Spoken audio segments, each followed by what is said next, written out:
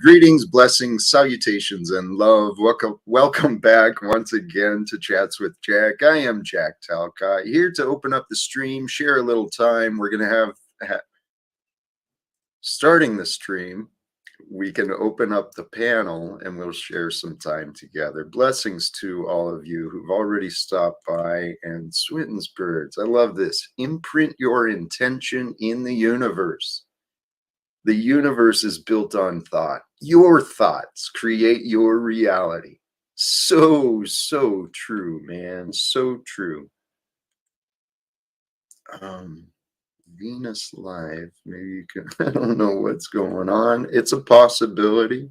Here, back to the other, imprint your intention on the universe. That's kind of what's happening today with the thumbnail. Shape the Future Saturday, right? Seems like a, whoops, where'd that go? Seems like a great idea for us, and I love this too. Inspired by our friend Aaron Sound and ground floor investor Uncle Fatty. For yesterday it came up. Why not? Why not create the Talcott Foundation for World Peace? That is the goal, right? And so I figured today that what a great topic. Today in this global climate we've got, where war is like, just seems to be the first and final answer for so many, let's talk about growing the foundations for peace. What does that mean? What would be the foundations for peace? Obviously, the foundation for peace, the goal for peace, is the absence of conflict, the absence of chaos. Foundation for peace might be order. It might be, well, here, let's break this down. Individually, say we want peace within ourselves. The best way to have peace is through strength, right? When you feel strong, it's easy to feel peaceful, feel without conflict, right? When you feel strong, you're not in a defensive posture. So strength is definitely a foundation for peace, but in the realm of relationships, which is what life really is, series and connections of different relationships, what is the best way to have strength in a relationship? Certainly not through violence. I mean, that is the worldly way, through the violence and oppression. The physical prowess creates the dominator or the oppressor, but we're not here to oppress, and we're not here to be oppressed. We're here to grow in peace. So the foundation of strength, particularly in relationships, it's the power of knowing, wisdom, the awareness, having the knowledge of what is going on. That can bring you the inner strength, the strength for peace. Now, the flip side to that, though, is where most of us are actually at. Most of us are lacking answers in some way or another, particularly if we've got problems in our lives, because those problems, we've not yet found the answers. So knowing that strength comes from the power of knowing, recognizing with honesty and humility, without the power of knowing, our foundation is not as strong. Our strength is not, what it could be. However, this is where the other twist comes in, the power of faith. Okay. Faith in the knowing that there is a knower. There's a universal process that is greater than you or I, greater than what we can cognize and comprehend. There's forces that are working with us, through us, and around us. If you can have faith in that, that idea, have faith that there is a strength with you. There is a strength within you that is available. that you may not be immediately aware of. I mean, in here, let's bring the purpose why we're talking about strength in the context of, let's come back to the goal. The goal is to have peace. All of this, all of this preparation that I'm offering, at least in this moment, is for the purpose of peace. Becoming strong in our knowing, becoming calm in the moment, in the present. Those are the goals, sincerely, to live as a Christed human being, to live under natural law, natural order. We must be present and simply be of sound mind. Sound mind meaning we're aware, we're paying attention to what's happening. We're not drifting off into fantasy land somewhere. Sometimes I feel like that's how I'm at. I'm feeling today, brothers and sisters. Today has been an interesting day. I've had some wonderful conversations offline.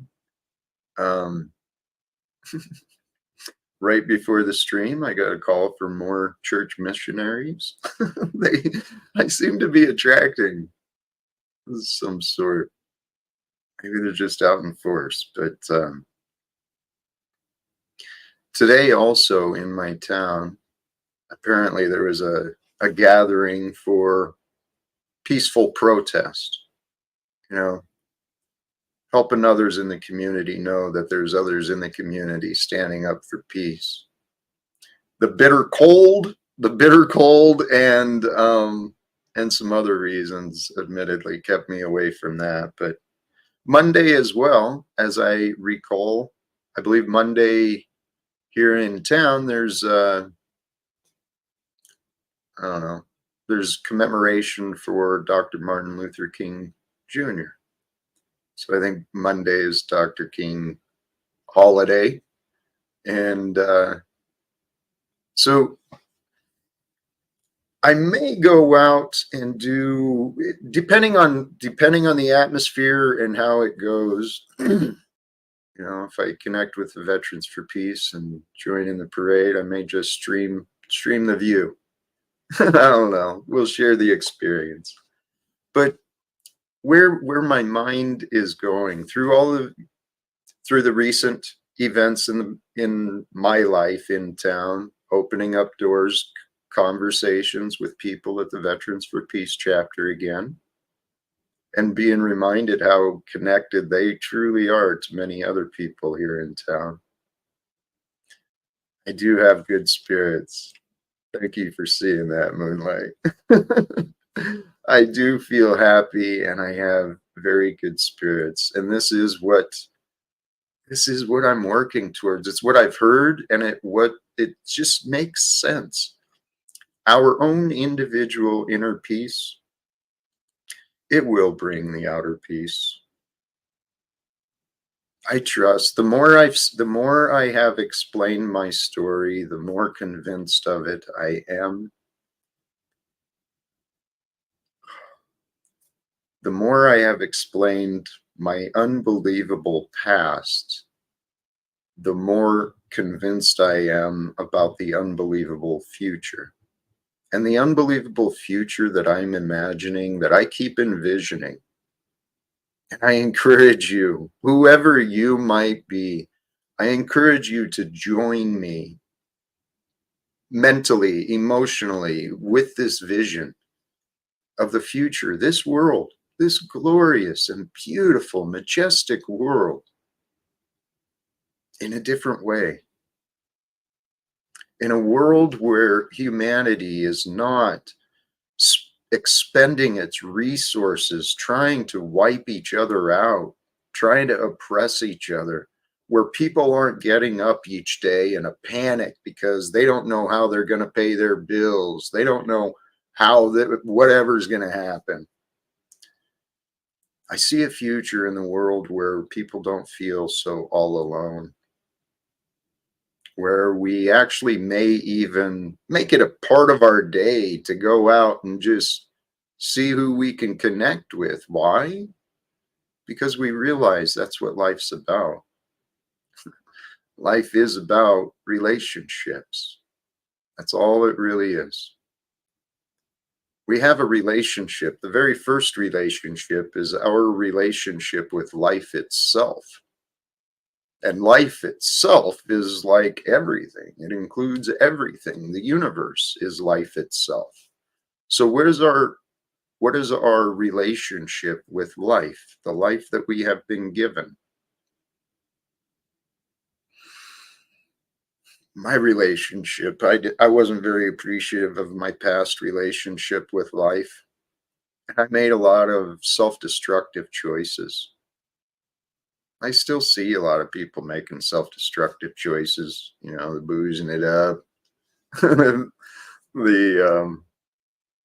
nonsensical patterns that many of us have chosen to take.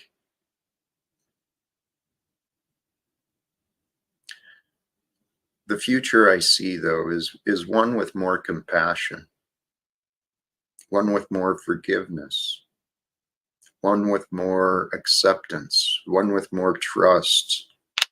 Trust. That's the key. Trust is a word that I think we all need to work on, because how can you have peace without trust? It's simple and obvious. The world profits from fear, the fear of scarcity, the fear of failure. It's got people doing all sorts of crazy things with their lives. Fear has been very profitable for the oppressors. Okay. And if you don't know who I'm talking about with the oppressors, well,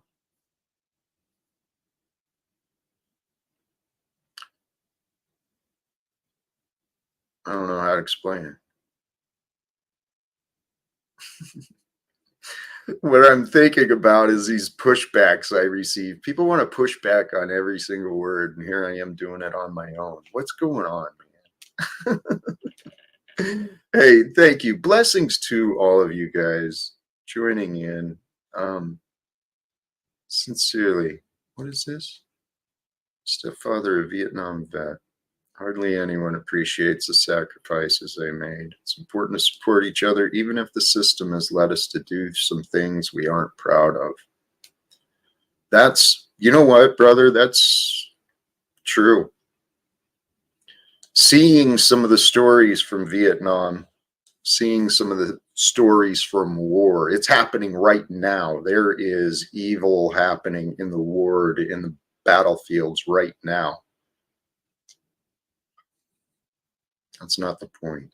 Even though there are the atrocities of war, when these men and women return home, they're still our neighbors. They're still our family. And we've got vets who return home from combat and doing things that humans should not be paid to do. And I know they're not paid to murder. They're just paid to be in danger. And then part of being danger means they got to do things. Brothers and sisters, this world of evil,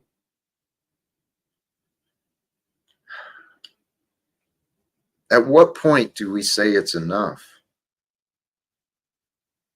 At what point do we say we've had enough? At what point do we come together and we say, no, you're not going to do that to another? No, you're not going to do that to me. You're not going to do it to another. You're not going to continue the oppression. You're not going to continue the manipulation. You're not going to continue the deceptions. These are the conversations I'd like to have I'd like to see the populace come together in some form, some fashion. Because the reality is, brothers and sisters, if we want a better world, it's up to us. It starts with us. It starts through us. I might be speaking wrong. because I don't know. How much of it is done with us? How much of it is God? Actually, here, let me get to the point that's clouding my mind. I was just reminded of where I misspoke. I was reminded in my mind of when I misspoke. And I said something the other day about we need to stop allowing God to work through us. That was a total misspeak. What I'm confident I was trying to say is we need to stop allowing ourselves to stop God from working through us. Here's what I mean. Within us, we've got these spirits of inspiration and these feelings that come as desires or repulsions, these feelings of attraction or repelling, combined with the inspirations and the opportunities. Our minds, the way we are made, and gosh, one of these days, someone with the Bible's knowledge will help me figure some of this stuff out. Put the words that I know, tie them to the words in the Bible. Where was I going with that? The flesh works against the spirit. The spirit wants us.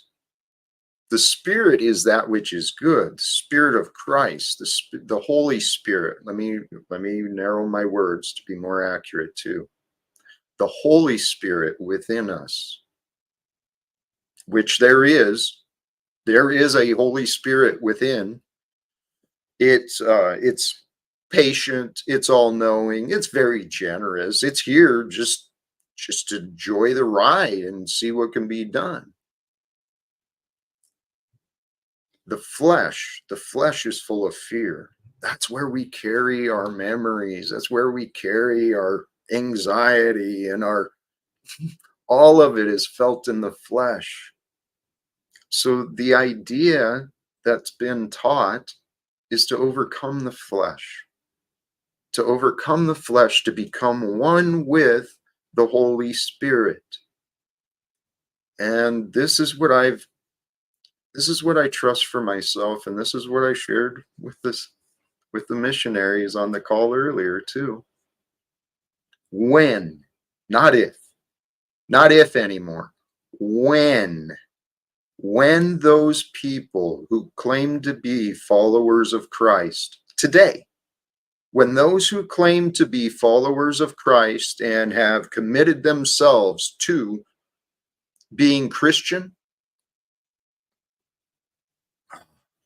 when the true followers of Christ, actually when those who claim to be followers of Christ truly choose to do it, to walk the walk, to become brothers and sisters as the body of Christ, when we unite together as the body of Christ, we will shine the light of truth. And that light of truth will expose all of the darkness. It will expose all of the corruption. And those who follow the way of Christ as the body of Christ, we will face and overcome the corruption of today. We will no longer allow corruption in our governments. We'll no longer allow corruption in our corporations. We won't allow corruption in our churches, in our organizations. Why? Why won't we? Because we'll care. Simple as that. Humanity today, because of selfishness and unhealed trauma, has convinced themselves not to care. How do you claim to follow Jesus if you don't care about someone else?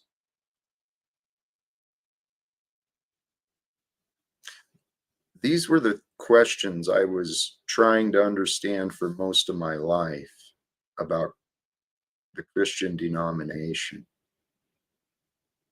And since I couldn't really get answers from those questions, I walked away from the Christian denomination. In my individual search for the truth, though, God allowed me back to that way. And I'm still asking those questions, and I'm still inviting Christians to step away, to walk a different way. Or if you want to bring the church along, do it. But Focus on the humanity part of the church. Don't focus on the structures of the church. Focus on the mission. Which is the mission? What is the mission of those who claim to follow Jesus, but to share the gospel, to share the good word? How are you going to do that if you're all selfish and afraid?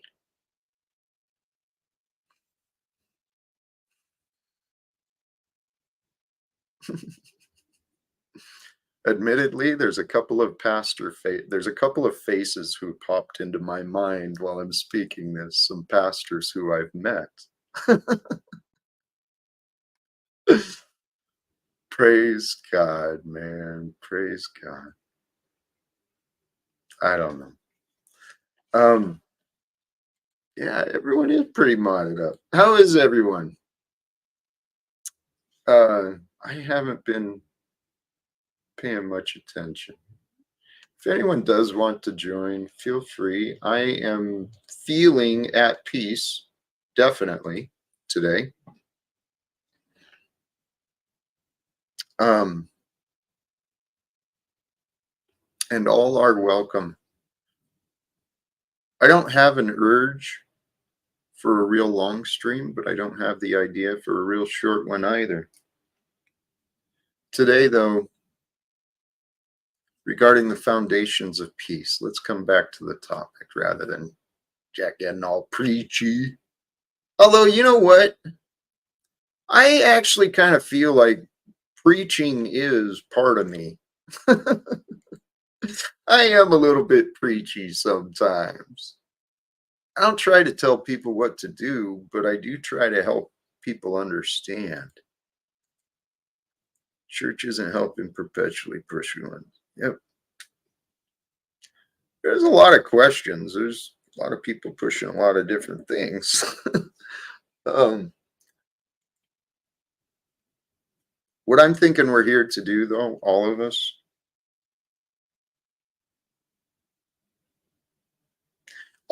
are here to find our way to the truth. It's what we all want within ourselves. And it makes sense because that's how we're designed. We are designed to want to know. It's ingrained in our instincts, the survival processes, even the what's it called? The acclimated, becoming part of society, fitting in. All of those things it's ingrained within us. What is truly what we are all truly seeking, though, is the truth. And the funny thing is, well, there's many funny things about that. Where my mind is going for me, God, truth, love. God, truth, love. Love, truth, God. Love, God, truth. Truth, love, God, whatever. There's no separation. Those are the most important things for people. Because the truth is what allows us to feel safe, to know safety, to create technology and tools and to get things done. The knowledge, the wisdom is what has helped mankind evolve and to grow. Love, love is the reason we do everything. We don't realize it. Sometimes it's called lust, sometimes it's called hunger, sometimes it's called all sorts of things, but all of those are desires, and all desires are they are a love.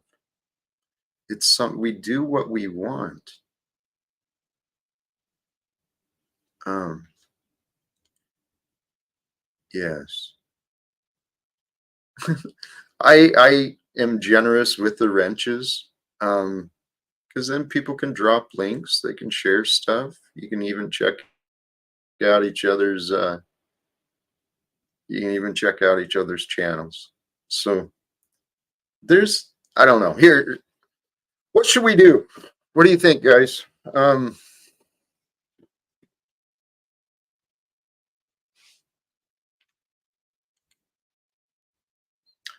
I agree.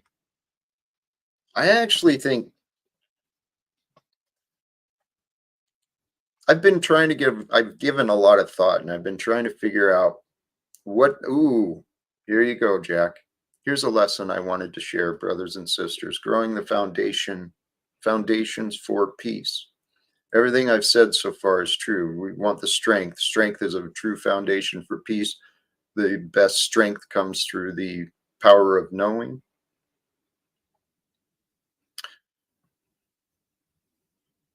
And if you bring in the other concept of God, love, and truth are all the same power, same force, um, same purpose, maybe.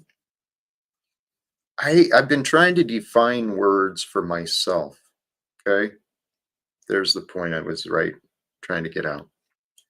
I encourage you, if you want to feel more comfortable about yourself, if you want to have more clarity in who you are, what is going on, what are you feeling, um, start defining words for yourself. Your story is created through your vocabulary. You've got to make sure that your words are accurate and life bringing and healthy and true. Okay. The reason I went off on that is defining words. This comment reminded me because I agree. I don't think desires are evil. I believe that we are perfectly designed organisms, right? Biology and everything. It's just miraculous of how we're designed. I know the body is not all of me, right? The body is just what represents me. I'm actually within my body and within your body, whatever is me, figure it out. You know it's you too. I am more than this body. This body is just a representation of the essence of me. So, what is the essence of me? The essence of me is my mind and my heart. So, this is what I did for myself, trying to define things. And so that within myself, I know who I am. I am the essence of me, which is my mind and my heart. I am the love and the truth, who I am, or that I am. I tried to understand as well the concepts of soul, of spirit. My own inner idea of spirit and soul is a little bit different than some of the others I've heard. So I haven't worked out all the stuff, but I know there's these like non-physical essences of us that are timeless, that are more unified in energy, perhaps in knowing with the creator, with the ultimate intelligence. So the spirit is what I define for myself as just that. It's my intentions and my desires. That is my spirit. So, and those can be holy intentions and desires, and they can be unholy intentions and desires. But I believe the spirit in itself is quite holy. It's divine, it's set apart, it's distinct. And that actually applies to all of us too. We are all brothers and sisters. If you join me on a strong foundation of peace in this moment. Because if you can find peace with me in this moment, and we can carry that peace forward into the future moments. And then as others join into our moment, we can offer them, I'm sharing peace right now. Would you like to join me and share peace in your moments as you continue on? As we start uniting together with the awareness that we are one shared experience. We are all part of one shared experience together. And if we can start finding peace within ourselves in the moment, authentically, right? Authentically, can you give yourself permission? I mean, if you're uptight or depressed, can you give yourself permission just to put it down for a little bit? I can do it. I'm encouraging you, right? Tell yourself, okay, I deserve this. I'm going to take a break from my depression. I'm going to take a break from my anxiety. Just going to set it down for a little bit. And I'm going to allow myself to be okay just for right now. And if you can break the pattern of depression or anxiety just for a little bit and allow yourself to be okay, not just okay, but maybe good. Yeah, I'm good. I'm good enough. I'm worthy too. I'm worthy of this peace that I want. I'm worthy of this joy I know is available. If you can convince your subconscious, actually, I know, oh yeah, I should have. Yesterday, I heard someone bringing up objections to even the subconscious, but it's the truth. If you can consciously convince your subconscious that I am enough, I am at peace, I am okay, I can relax, it's okay. Whatever it is, if you can find within yourself the peace of the moment, just in being, and then practice that. Practice being at peace with whatever you're doing, because the doing is going to do, the being is going to be. So, I don't know. I just know this world. I know that we were all made for more than this world has shown so far. Maybe not. Now I'm speaking of things that I don't know. And I'm wondering, actually, my lack of preparation today is kind of showing.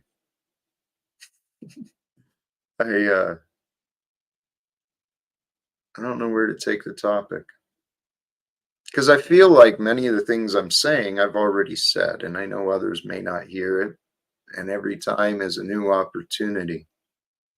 Here's where we're at. Foundations for peace, they come through transparency, through honesty, through cooperation, through acceptance, through trust. And those things are so important for all of us, every one of us. Tell you what, my mind is bringing us back to topic.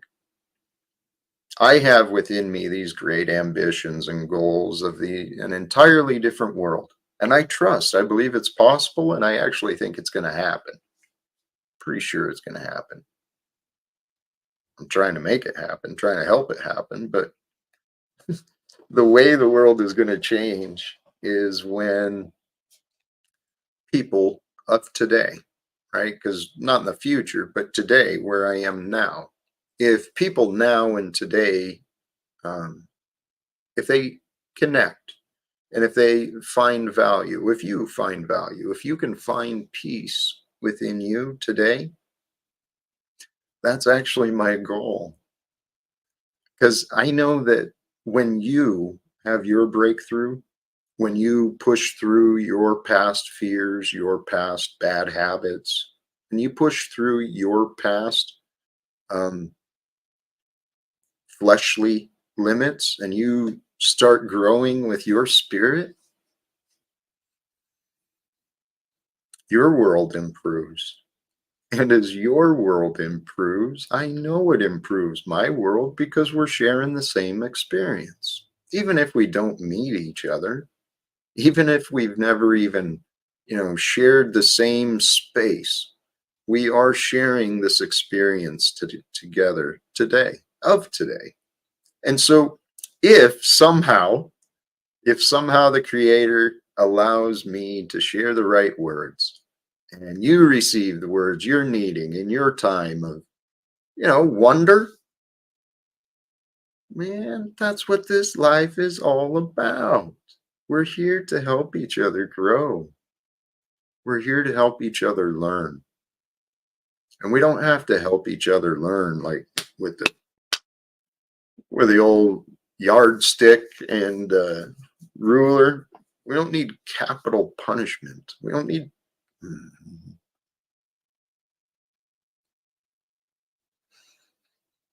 this idea of punishment.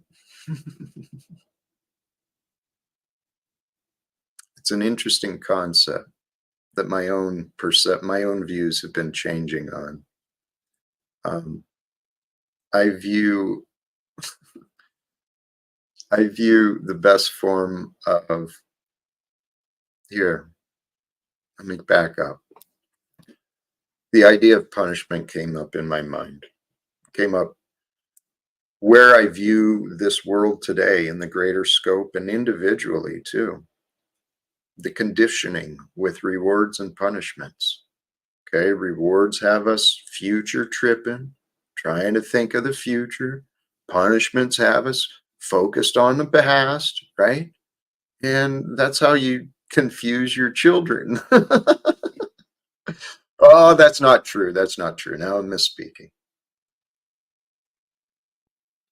Through proper guidance, proper application, and through fair and, well, through the right methods, rewards and punishments do work. But the way it's been utilized, the way it worked with me, man, it drove me nuts. Rewards and punishments, they drove me nuts. And I don't remember that many rewards. So maybe that's why there was an imbalance. I mean, maybe that was the problem, is there was an imbalance on the rewards and punishments, and that part left me imbalanced for a while. I used to numb myself, try and escape this world. You ever do that? You ever just try and numb yourself? Booze or some video game or whatever, just some useless distraction. I used to do that a lot. And if you're doing that today, if you're numbing yourself in order to make it through, because you're working so hard, because you're pushing yourself so much, if you see yourself honestly numbing yourself in order to escape, in the description of the video is a link tree. There's a lot of ways to reach me. I'd like to help. Because if you're stuck in those patterns of escape, I want to tell you there are better ways. Okay. Please. That's why I trust. That's why I went through the experience I did. All this darkness and this self-inflicted misery with my drinking and my unhealthy diet. I believe I went through all of that so I could help you, if that's you, struggling with numbing yourself, trying to escape from this world. There's better ways. What we're trying to numb, what we're trying to escape is our mind beliefs of what is there. Okay? It's the mental activity that really drives us insane. So if the activity is the problem, Chris, thank you, brother. Or Chris, thank you. I don't know gender. I do that often. Thank you. Now I distracted myself.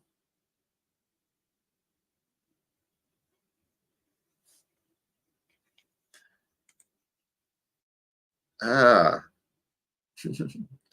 you're welcome to come visit me, Smith, at any time. I wouldn't be surprised if you're a little numbing yourself today, though. And I'm curious what the purpose of this is.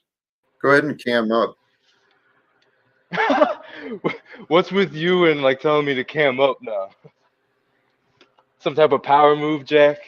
Well, yeah, you've shown yourself repeatedly as an asshat with no comprehension of respect. So I Right, want to see if I can look you in the eye, right, or if you're yeah, going to be an idiot yeah. again.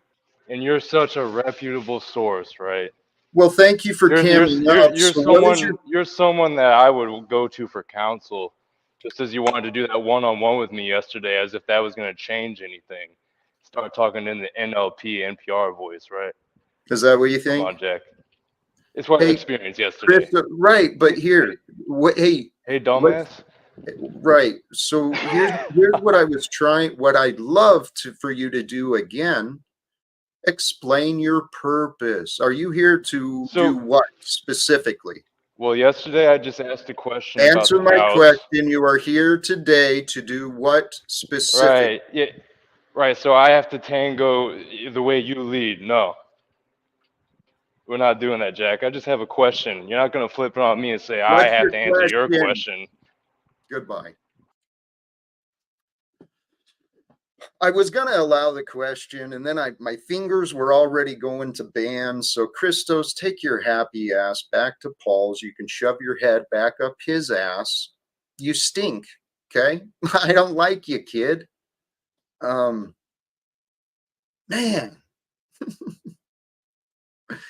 holy cows.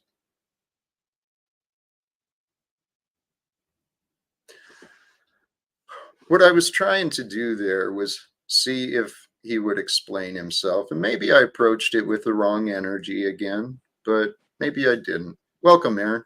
Hey, Jack, what's happening? No, you didn't. The guy's just a jerk. He lives a jerk life, and he's going to continue being a jerk. And his whole thing is that he just wants to upset you. And that's how tiny that person's spiritual sensitivity and or ability to interact with the world is. It's actually a format of schizophrenia that is well known as aphasia.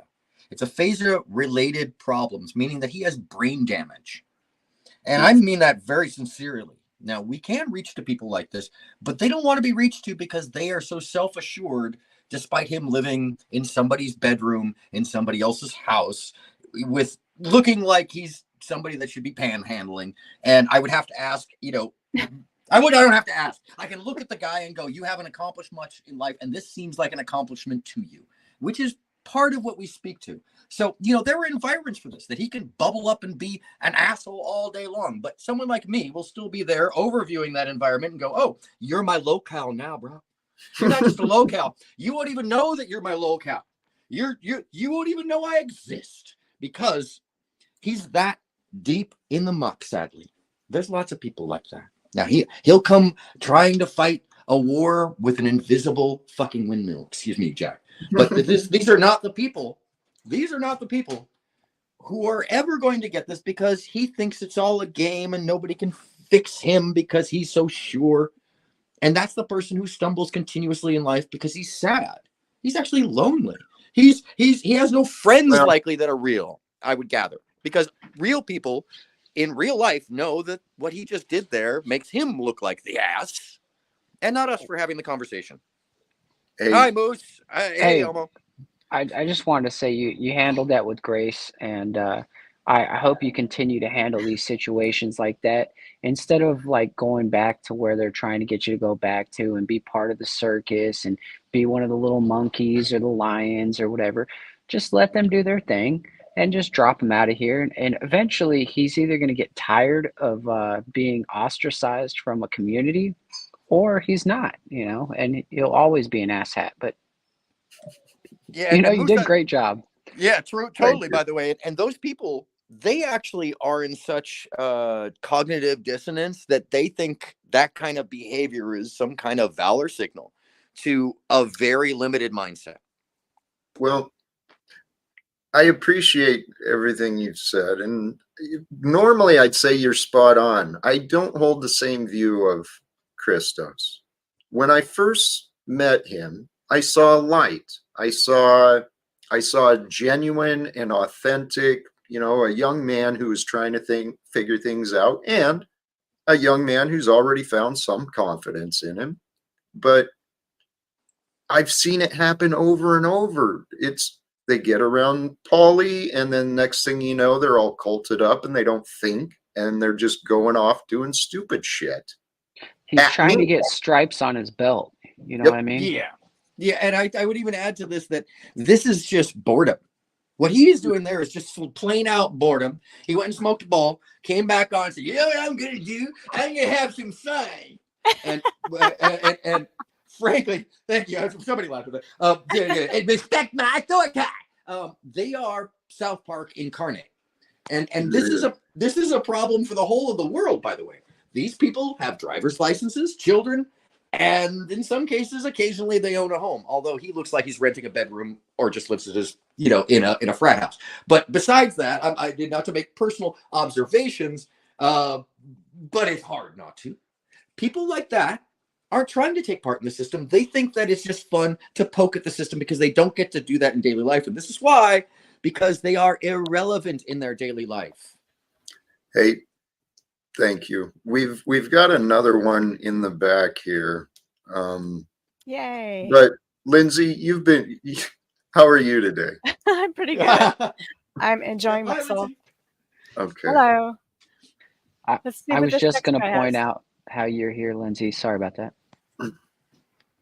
Oh, Well, yeah. I just was going to keep you company. You said it was kind of an open Yes. topics, whatever. So yeah. I'm just company right now. I have some things to share, but I'll make it real quick. I think that guy that just trolled us is actually very happy and pleased with himself. Mhm. I'm on the other hand, people are saying that he's miserable and he's got to do this for fun or whatever. That's exactly what he did. And he trolled successfully, because a successful troll is when you say something that provokes people, you go out of the room and they're still talking about you and the topic is destroyed. That's what I think a successful troll is. I honestly have to disagree with the end of that, Lindsay, because I think that what he's done is given us a new focus. And the whole reason I came up here, because I wanted to talk about how Jack would build a foundation. And I think that that's a great lead into this, personally. Well, here, the universe has brought us. I'm curious to see what Mr. Lou might have. I mean, because Lou, here, before you say, Hey, Lou. let's start out on the right foot, okay? Similar to my views on Christos, my heart goes out to you. I used to like Christos a lot. You too, Lou. But for whatever reason, it's been challenging. So today's a new day. Welcome, Lou. It's good to see you. What's going on? Can you hear me okay? Yes. No, Jack. Hold on. I'm We're not all out here. of time, Lou. Hold on. I'm not here to fuck. Just kidding. Just kidding. It's good to see you, Lou. Good to see you, Moose. I'm not here to fuck with you, Jack. I'm actually here to apologize to you, really. Because I haven't taken you seriously, and I don't think it's fair. Because you've really tried to be a good man. And, I'll be honest, I have to thank you. You have to thank, and I have to thank Lindsay. Right? What? Because a few nights ago, it was like late. It was like 3 a.m, I think, for me. And I was trolling over at Flow State's channel. And at some point, Lindsay invited me to come up. She says, listen, if you come up, I'll come up, right? And I'm so fucking pimped on by this fucking white gorilla. I'm saying it. I don't give a fuck anymore. That I got this beautiful woman inviting me to come talk, and I'm so fucking pimped on that I couldn't even say yes. Like, really? Is this what it's all about? Is this what I've come to?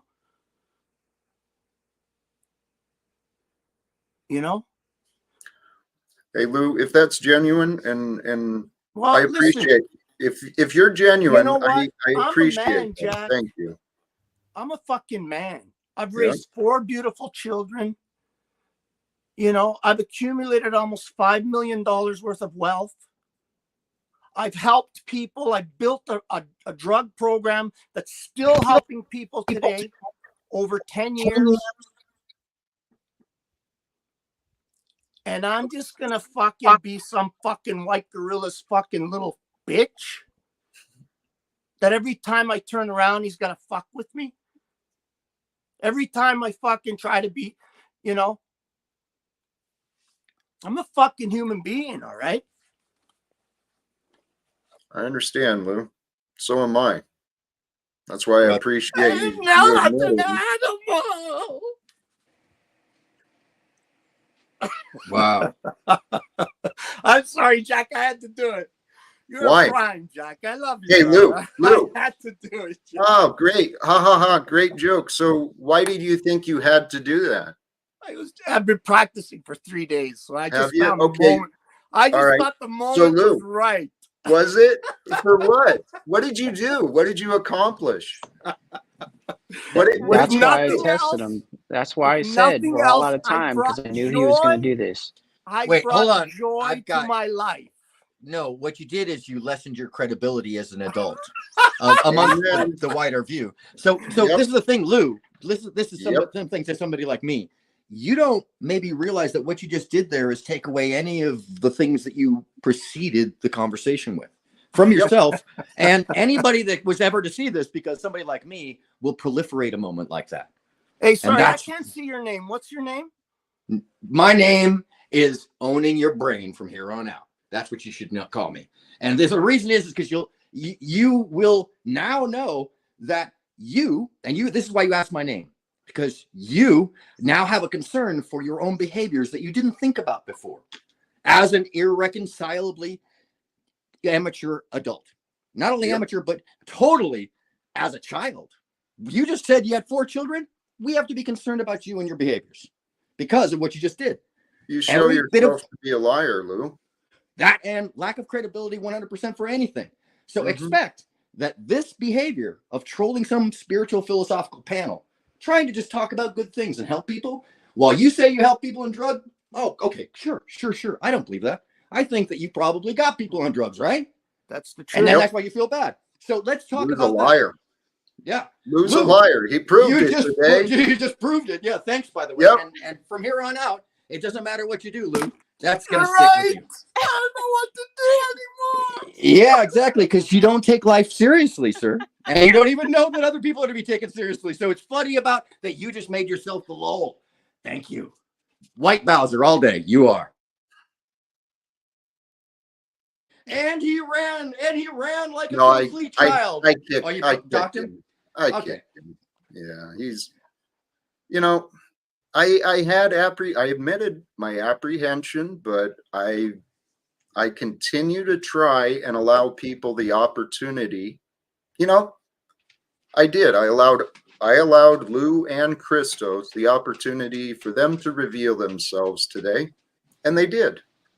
I hope you guys pay attention and realize that the people who have been opposing me, if you think that's funny, well, God bless. Go visit Paul Unslaved. Proper instruction motivates people. You can deal with a whole bunch of clowns like that. I don't enjoy it. Right. I don't think any of us enjoyed it. And that's why I tried to stop him before he started, because I wanted to make light of the situation. I knew he was coming over here because he does it every single time.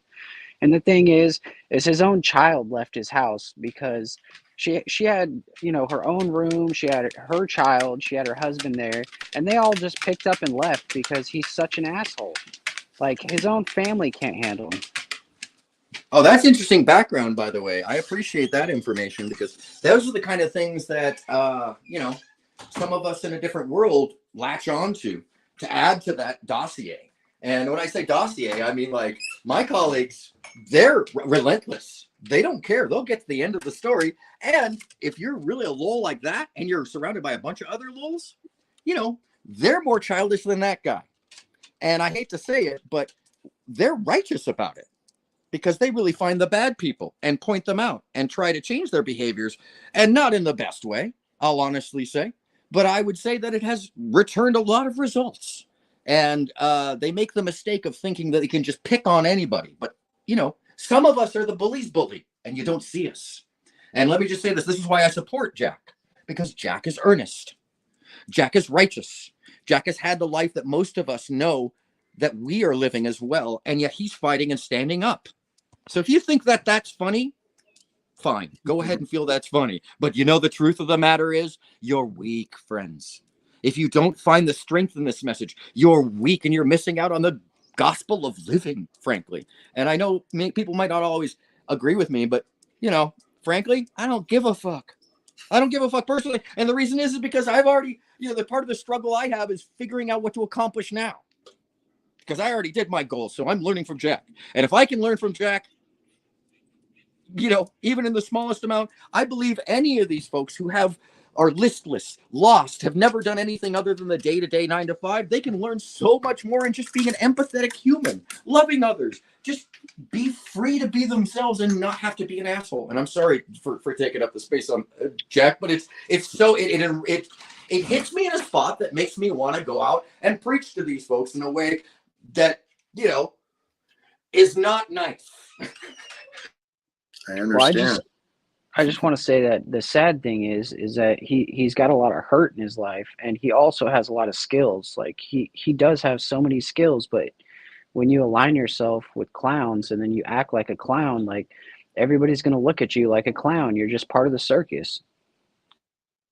True. And for someone who plays a character on their shows that most people don't even have the intellect to understand when they're trolling, by the way, I think it's funny that they in my case, they attack a clown who's playing a clown, you know, even though in my real life, I'm very much the opposite of that. I have a character that I play on my show, and I do that on purpose to drag those people out because they don't know the difference.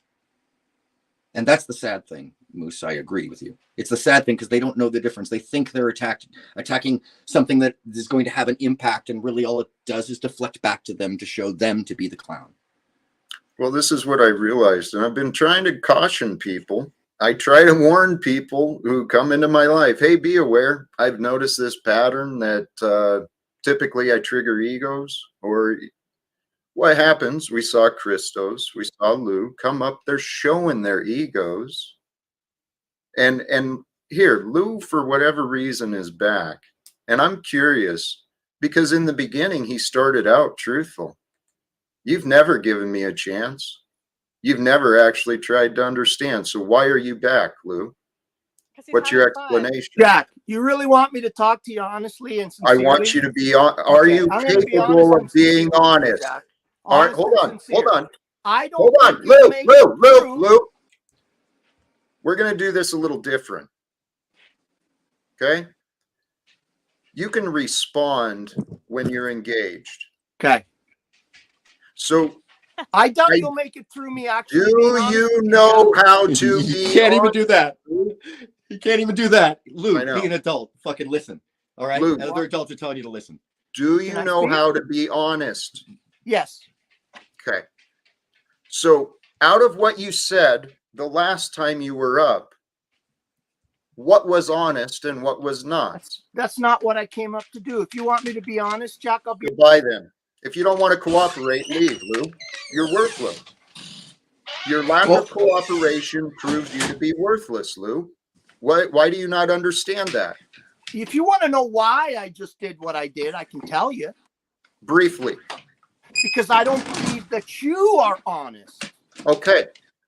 What? You're fake, Jack. Well, wait, hold on. Let me ask him this. You are wrong. You're projecting. So what if it turns out, here, Aaron, he just made the claim, I'm the one who's fake. I'm the one who's lying. Self-righteous. What are you, Lou? You're what also are you showing me? Lou, wait, what are you showing? Ungrateful. That's you. You're you showing. You also only see other people's faults, never the ability to see even one fault of your own. Never, Jack. In the 2 years almost that I've known you, Lou, do you realize that accepted any criticism or any sort of even an advisement, let alone. Lou, you're literally showing your ass right now. Lou, you're really showing your ass right now. And the reason is because it must be that you have something stuck in your ears. I'm going to think it's a bit of bullshit, of your own bullshit. You are literally not only mirroring, you're literally mirroring the things you're saying, which is like, it's incredible to hear. But Jack is constantly admitting to his own faults. Jack has shared his entire story of faults and how he's overcome them. He takes Jack criticism repeats both the same on. thing about the faults he pretends. Okay, to so now have, you're changing. and- wait, hold on. Now you're changing the goalpost, which and also not is the another You know ones sign what of he you've your lack shown of actually today? credibility. You've has. shown that you're a good follower, but not a great leader. Listen, Yes. True. Actually, And so busy trying to tear people down. No. Well, let's get started on Lou. Let's get started on Lou, actually. Yeah, Well, here, no. Aaron, This fucking hold guy on. down on the panel. Aaron, hold on. What Lou is doing, Aaron, you Of said it course you right. do. What Lou is doing is he is literally describing himself in his accusations. Yeah. Lou, you are revealing yourself every time you speak. I'm cautioning you. Lou, I muted you. I'm trying to prevent you from doing damage, okay? Yeah, how's that feel, Lou? With your wife and your child. People have tried to help you with My idea is just to get rid of them and move on with the peace, positivity, and the message of the channel. There's gonna no let him- point in having You them. sure you don't want me to treat him the way he treats others? Because I can go at him. I'm going to let him keep talking the way that he is. It's quite. Well, the little bit I heard him say was lies, and so the man claims to know the difference between the truth and lie. But look how he has so little control. He's just talking. So, Jack, by the way, one of the things that I would bring up again is his lack of credibility. He started with a lie and a performance and then decided that his credibility matters after he's already made the lie. So that people in real life should basically be concerned about this adult in his, probably early 40s, late 30s, who's pointing out, by the way, is it important how the physical prowess? Is that what it is? Because, bro, you don't even want to get into that. I'd really embarrass your ass on that one. But let's talk about the fact that this guy thinks that anybody says is very serious. His credibility in real life is undermined right here, right now.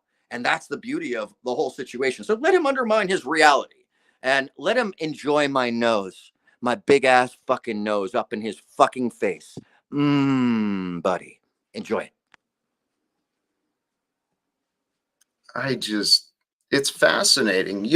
Aaron, the funny thing is this online realm with the panels allows this odd interaction with the creatures, right? I see Lou as like, and a lot of the people on these panels, they're like zoo creatures. They're on exhibit. This is today's society. That thing on your nose, it was cum. Wipe it off. Oh, you know what? Funny about that, buddy? Is it was that dripping. I would guess that you, sir, know what that is like, because unlike me, I don't. So you are one identifying with it. Your glue. Oh, and so you're an adult now. You're an actual adult. Okay, but This is gonna make a really good clip, so just let him talk. Oh yeah, no, and the thing is what he doesn't realize is that clip is already being shared. Fucking Jack, cussing the shit, treating you like shit. You're trying to help him out. You're trying to produce. Lou, that's you. Like shit, Lou. but hello, off air, Lou. So you don't remember Lou's not an adult, Jack. Lou hangs on to things like a child. Apparently, Lou hangs on to things like a child. You know what? This guy was fucking doing streams.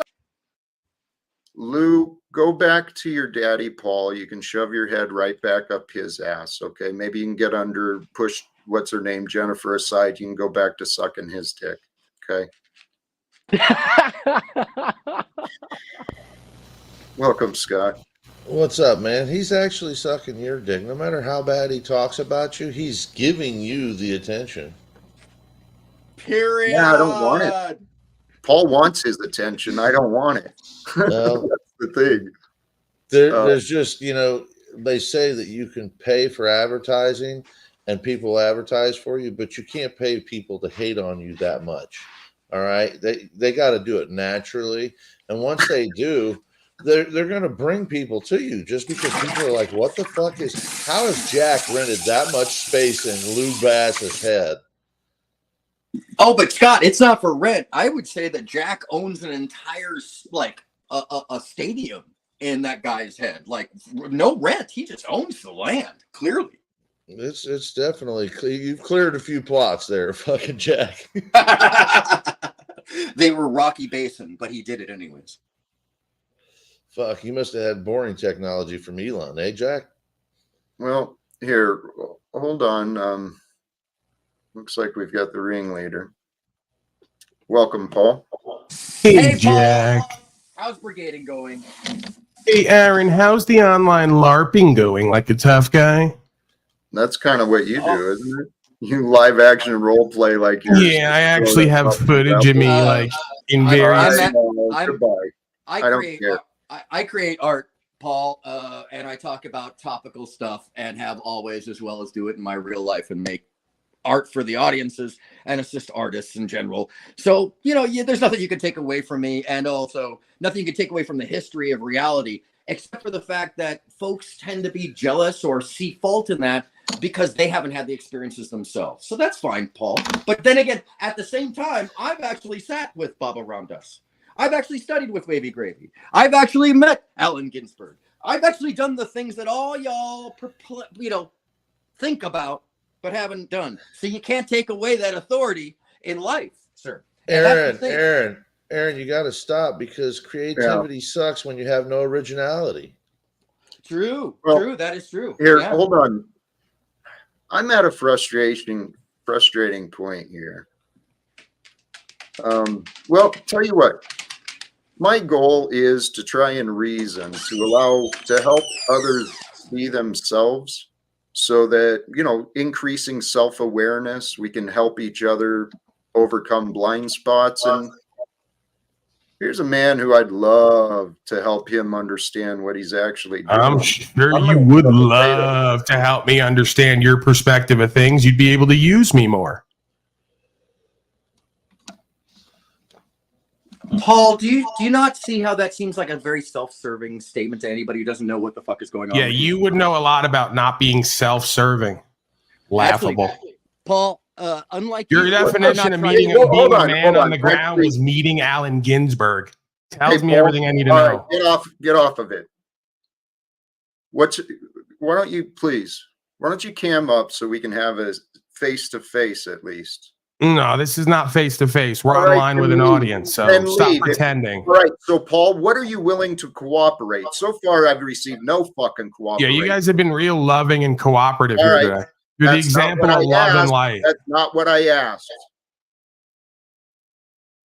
So because you didn't see cooperation, you want to come and offer what? Right, if you want equity, you got to come with equity, and you guys don't know how to do that ever. Goodbye. Fuck, oh dear. What a waste of my time. So I just want to remind you, Jack, that brigading is TOS, and it's against TOS. And what this guy has just done repeatedly over several days is send followers over. He's on his channel telling him to do so. And then he shows up afterwards as if he's going to write in like a white knight. And that, my friends, is how you do the larger troll scene, is you watch everybody and everything, and you just record it, and then you turn it over to folks that'll actually proliferate it in one way or another. And it's amazing to me to hear a wannabe religious figure claim anything while talking to somebody who doesn't claim to be anything other than a philosophical ponderer. So that comparative in itself is a lack of self-awareness on that person's part, and credibility between all those parties, whether it be Christo hopping up, who, by the way, I just want to mention, I was subscribed to Christo. I was watching his stuff, kind of starting to enjoy it until I realized that this person didn't take himself seriously. So there's a lack of credibility. I'll stop listening and stop being interested in that party. And if you try to just, as that person just did, just relate everything as one thing, then it kind of tells you that they don't really separate any of these environments. They don't separate the conversations. It's all just one platitude to them, and either they're the win or it's a loss. And frankly, Jack ain't that way. Right. So now that we know what's the answer? What do we do? How do we, I trust the way to deal with this is to communicate. I've actually asked for, I've invited people. I've suggested that, maybe what is really necessary with people like Paul and Snafu, these people that are out of control with their patterns, they need an intervention They need a wake-up call to reality to say, hey, what you're doing, you're not what you think you are. Paul Unslaved, you are not what you think you are. Clearly. Hey, but by the way, Jack, I got to give credence to Snafu yesterday. He took part. He engaged. He was more calm and more receptive than I've ever heard him be. You know, you clearly had an impact. That is a change, whether it's you or just the interactions. I don't take that away from Snafu, please, because that was a conversation that he added to yesterday. Most of this all flies in the face of what Jack's trying to accomplish, which is trying to bring people together and trying to come with some sort of a plan to move forward with an agenda of reaching out. And everybody's like just creating the exact outcome that the powers that be want, which is division, vitriol, chaos, mayhem, bullshit. And you got to be careful, Jack, because I know you agree, but, inviting it in sometimes and respectfully, like you bring Lou back up, you bring Paul back up. What you should do is, instead of saying, what do you have to offer? What can we do for you? Is there something? Because you're obviously crying out. Why the fuck? I don't know. But you're crying out from a place of. Scott, thank you. You're right. They're hurt people. I shouldn't have put the onus on them to explain themselves because they have no answers. Christos doesn't know what the fuck he's doing. Absolutely not. Know what he's doing half the time. They're not leaders. These are followers. You're absolutely right. Who are looking for someone to lead or trying to pretend they can lead until they get someone worth leading. Yeah. That's a great point, man. What a great point. And I just want to point out one thing, Aaron, is you're giving him content by letting him come up. And so if you just say, hey, no more, like, I'm not going to entertain your BS anymore. If you want to come correct, remember him telling everybody, oh, you got to come correct. Well, make it happen like that. You don't come correct, you don't have a platform over here. Eat those fucking words. Yeah. Great point. And by the way, that's what I've done over at MySpace. I mean, I welcome all. I give everybody a wrench as long as you're earnest, right? And I do that because of those who show up without the earnestness, and they don't show up anymore because the audience themselves just rejects them. And that rejection ends up turning quite often into passivity because they do want to take part, but they don't know how to quite often. And it's one of those things where, you kind of do have to extrapolate these frothy demons, let's call them that, because I picture it just a bubbling little demon, coming up. You just have to extrapolate them from the process, or extract them from the process, not extrapolate them. But and you can't have them take part. Unfortunately, it's sad because these are some of the people you want to reach, but they can only be reached by listening. I would even say that sometimes you have to block them from chat so they can only take part in panel, and then you keep them backstage. There's nothing more telling than a person who has to listen and the angst they go through when they have to listen and how long they'll put up with it. And it tells you whether or not they want to take part for real. Jack, do you're familiar with Russell Brand, aren't you? Mm-hmm. Yeah. Are you familiar with the tattoo he has on his forearm? No. It's just a simple statement that he has it for himself. Doesn't matter if you see it. He wants himself to see it over and over and over again to remind himself to keep his fucking feet on the ground and understand what he wants out of life. It's just a simple passage out of the Bible. Make me an instrument of your peace. Hey, that brings us to the topic. I love it. Growing in the foundations for peace. It's our willingness.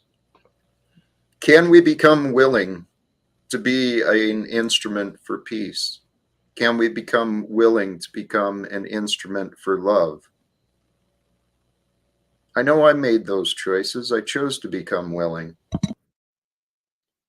I've got Lou in the back again. I don't know why. Lou, go ahead and enjoy the rest of your life without me.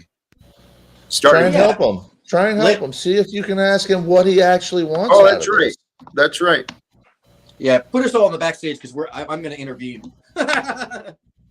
He left, which is he doesn't know what he wants. Yeah, he left. Thank you, though.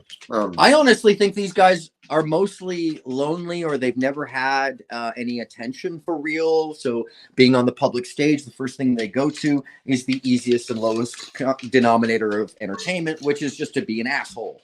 And I think that that's part of the thing. And look, I want to extend love to all these people, but at shows, you have a bouncer, you have security team, you have a front line of Yellow Jackets to bounce the wild people who get too lost in the sauce.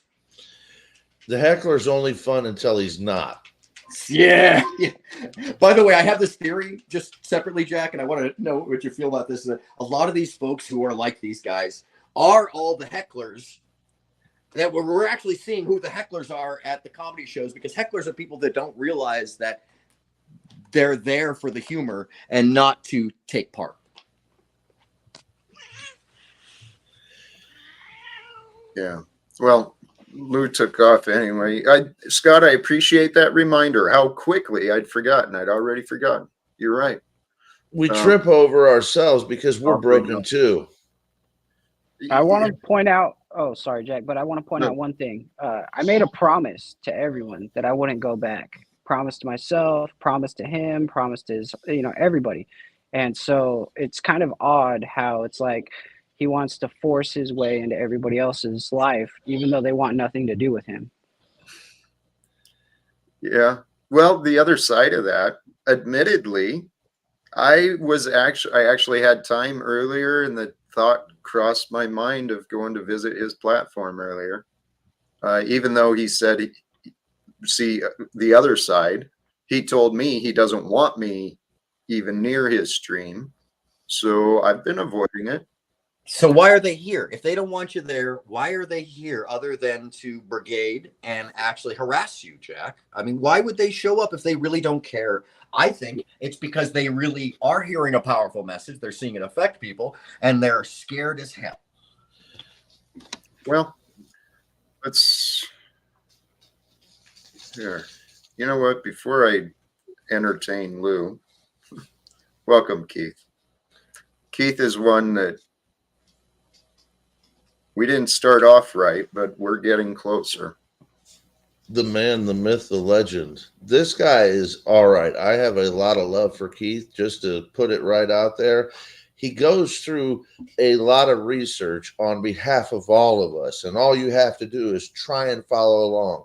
Skim it if you must, but you're going to get gems over and over again. I am not going to lie. That's a fact. I do agree. Word Wizard is trying to help people. He's trying to educate people on the words, terms, and meaning, and try to show us how we're enslaved. And he's trying to get us to do our own work so that way we can get out of enslavement.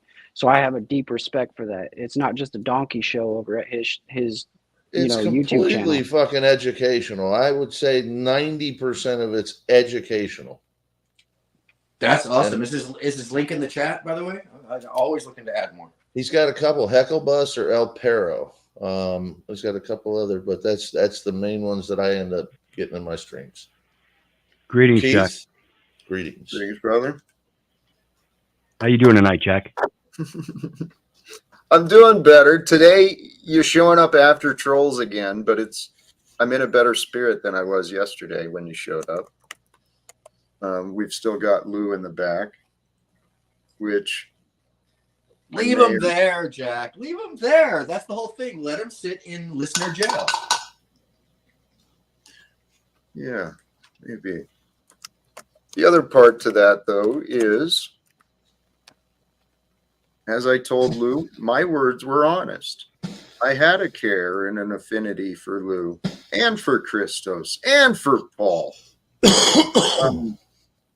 So the reactions and the results, the behavior I've received in exchange for that has been bizarre.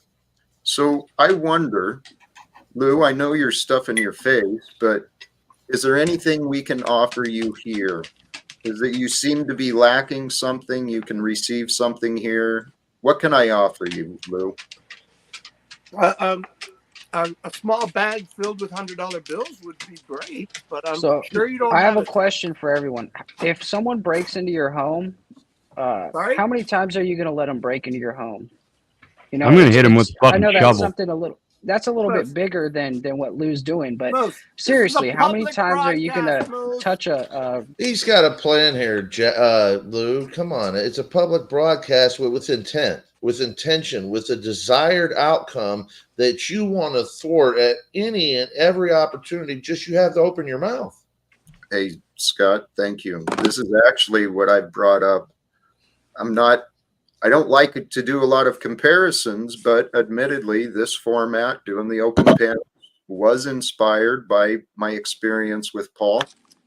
But what I'm trying to do it different. What I see over with Paul doing, he started that, but he's found a lot of people like Lou and Christos who don't have a purpose. Hey, and so Jack, they come and they hang out. I know I'm interrupting you again, but can we get back to Wizard, because Wizard actually came here with good intent. And You Lubass kind can't of say just that. You can't shit say on that. Honesty All is the fucking best policy.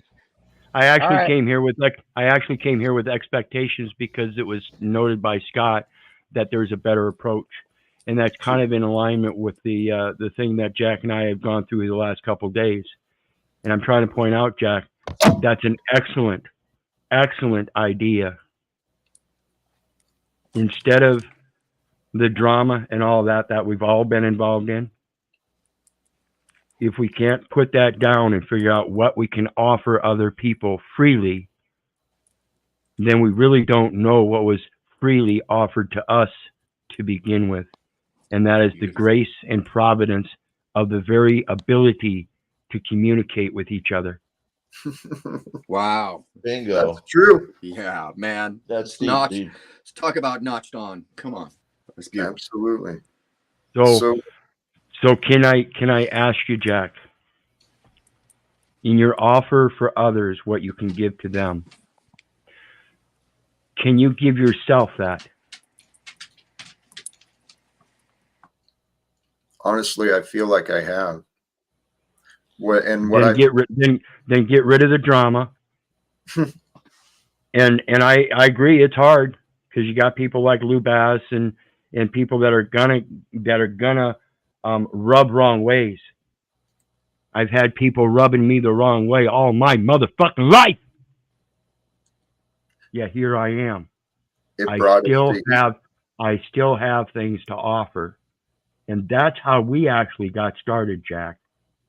I offered you something. I understand. And we started off, I understand now what you were offering better. We had our misunderstandings in the past because what you were offering from my perspective was not what I needed at that time, particularly the anger that I was receiving. But we're past all that. And I know your heart, brother. And I know you've been tested, Keith. I know. Here's the thing with humility. I know that there is a reason all of us have gathered. Okay. And we've lived the different lives that we have. I know that right now, the tough life you've lived, Keith, created a tough man who I've been blessed to meet and to get to know a little better over this past year. But that tough man, he's got the heart of a Christ within him too. It's I've seen it. You're Everybody does, Jack. Well, everybody does. And I think what my role is to help remind you. To help remind you. I'd forgotten, and I'm reminding myself as well. Yep. And that first step, Jack, is what I pointed out the other night. Now, Aaron sat here and said that you've been open and accept or have been acknowledging where you're wrong and this and that. And I haven't seen a whole lot of that. And that's why I pointed it out the other night. When you made that mistake in your grammar, your statement, I pointed it out peacefully through a separate profile. Yep. You accepted it. I came up the next night and clarified it. And I want to build on that, Jack, because that's the foundational problem. Nobody wants to admit that they're wrong. Okay. In thought, hold on. In thought, And that's not what is right and wrong with this world. It's not our thoughts. It's our actions. And nobody on this metaverse in their physical actions has ever had an effect on another person on these metaverse. It's all been in thought. It's all been in the intangible world. You spoke to Paul earlier, and you said let's talk face to face, and he's correct. This is not face to face. This is through a device. Right, and the semantics keep us divided. Right. It's all in the mind. We keep divided. Exactly. Exactly. Hold on. That's exactly what I'm pointing out to, Jack. It's our minds that divide us. That's where the true battle is. It's not with each other. It's with ourselves. Hey, brother, respect. I agree completely with you. Now, there's one thing I'd like to offer, though. You may not have seen that I have corrected myself and admitted when I'm wrong, but I do, brother. I do.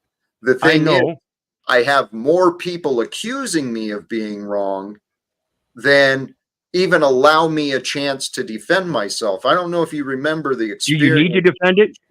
Well, Keith, considering I'm still dealing with false accusations from Christos, from Lou, since I'm still dealing with that. Yeah. Look at the comments in the chat. Despite everybody here on panel talking about how supposedly great I am, look at some of the comments in the chat about how I'm a snake. I don't let that bother me. They can think I'm a snake all they want. Fuck them. Keith, sure. Okay, that kind of changed the topic. Lou, why are you here again? You make no sense. You seem to be lost. Welcome, Lindz. Thanks. I think Lou's here to test you, Jack. I think Lou and Christos are both testing your resolve, and they're testing your ability to forgive, right? Just because you forgive someone doesn't mean you don't put up boundaries, you know? And I think that's what they're testing, your boundaries. You're not putting up a safe boundary around yourself to keep yourself mentally, protected from this kind of bullshit. When you pull them up onto the panel, it immediately gets you angry because they're assholes. Well, they're just coming here to clown. Everything in this life is a test, guys. Even friendships. Wizard, I've known you for a little while, and yes, I know that the word known is not exactly correct because we don't truly know each other. Whatever. I've observed you. How about that?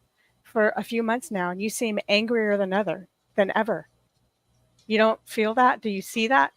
Oh, he's been a lot more angry in the past. I can tell you that firsthand. I'm the guy that walks around with shovels and will have no problem stabbing a motherfucker. See, that's not. But listen, and it's like I explained. What the heck? I know it's not. Here? Well, listen, and I'll tell you. When you're torn away from your family, you spend your entire life trying to build that family together again, and find out that you've got another family that wants to create a family for you. And then when you're an adult and you actually create your own family and try to build that family, and it gets torn away from you. And so you go back to the family that adopted you, only to find out that after all of their raising, they stand there and tell you, Keith, the police are your authority. So it's not the anger that's important. Well, it's the sadness. It's the sadness that goes on before you get angry. Mm-hmm. Keith, I love you, my friend. What you just offered, though, is an excuse. No, you've lived. Hey, let's hear me out. Hear me out. Listen. I understand. I understand my anger. All right, and I know where and I know where it comes from. So what do you? It's right. And that's me. Then fix it. And that's me. And that's what I'm telling you. I am fixing me. I'm not trying to fix you, Jack. I'm not trying to fix anybody. I am still trying to fix me. And that will go on the rest of my life. that will go on the rest of my Jack, life. you're And- coming. And the thing is that the only way you can fix anything is through knowledge. Right, Keith. Get rid of I the have drama. knowledge. Keith, Get listen. rid of Keith, This is listen, drama. please, briefly. Everything you're saying is true. I have the knowledge. I gave you the answer. To fix yourself, which I encourage you, stop relying on the fucking excuse of your past. Get over I'm not. it and And become. that's what I'm doing, Jack. That's why I'm Well- back here. That's why I asked, what can you offer yourself, Jack? I see the same thing in you that I see in me. I see the sadness You're before wrong. your anger. You're projecting. You're No, projecting, Keith. And No, you're also I- distracting, and you can dole it out, but you can't take it back. Lindsay, are you familiar with psychology? Yes, Are you familiar with the development of emotions? I'm familiar with child development and And the and you're development of so you're familiar that anger first stems from sadness. Right. Mhm. And sadness is a judgment. Stop judging your past so harshly. Stop judging everyone else in your memory and stop judging everyone else today, and you won't be as sad or angry, Keith. I don't mean to be a dick with this, but that's the solution. Again, It I keeps you have living judged. in the present and enjoying the present. Instead, you're always angry. Yes. No, that may be the way it seems. Yes. But if you saw me in my personal life, again, folks, this is the metaverse, and it's only the tip of the iceberg. So what you see on here in the subjects that I've been covering over the last 7 years is because of the anger and sadness in my life. If I was to cover the topics that I'm natural at, you would not see the anger because that's what I truly enjoy in life. Well, So when you see the anger come from me in my expressions here, I guarantee you I am well aware of it, and I know it comes from my own sadness, and that's what I've judged on myself. I don't get sad anymore. But that doesn't mean the anger or the expression of the anger that I've been through and the sadness that I've been through is to be forgotten. And granted, my apologies once again, folks. Again, because this is the tip of the iceberg and that's all you've seen, I can understand why you see me as the angry man. well, So Keith, again, I'm just saying, Jack, I love you, and I wish I could see the same kind of changes in you that I'm going through, and that is to get rid of the drama, put up this drama panel shit, and get to real topics that aren't going to draw in the panels of drama. That's an interesting approach, and I honor you for doing that, Keith. I want to call you a friend. I don't know how you see me yet, but from a perspective of a friend who cares, okay? What you just said, you revealed some things. You're doing things because you feel it's the right thing to do, but if you're bringing yourself sadness, dude, it's time to break those habits. It's time to break those patterns, and we break those patterns through a change in our mind. Anger has been my thorn, my life as well. Okay, so being rough around the edges, brother, I understand you. And that's why I said, Jack, when I first met you, I could see these things. I'm very intuitive. I'm not trying to boast or anything, but that's why I said, if we do get through these things, I guarantee you, it's going to be one of the tightest fucking relationships either one of us has ever had. I know from experience that overcoming the diversity and the anger and resentment and all of this and that through the emotions brings us to a greater intellect of knowing each other. I'd like to see that, Jack. Hey, brother. Well, in all fairness, Jack, excuse me for interrupting you, but he did say that, he'd like to see the change in you that he sees in himself. And as an outsider to both of you, I've seen him lose some of his anxieties and some of his anger. He's gotten a little bit better with it. And I've seen that in you too. So I wish he'd see that in you, that you have not, you know, I mean, you used to fly off the handle all the time. We're both, you know what? Admittedly, I've seen a lot of growth from many of us, including Moose and Keith, maybe even you too, Scott. Well, No, I probably. know you went through some crazy shit in your life. Still going through it. Yeah. So, You know, what's worse than any of that is being a perpetual victim. That's worse. That's Yes. worse than all of those things, because that guarantees that not only did your past suck, but your present's going to suck and your future's going to suck. amen. Actually, this is a topic that I was starting to develop in my mind, and we can talk about it now, actually. Shoot.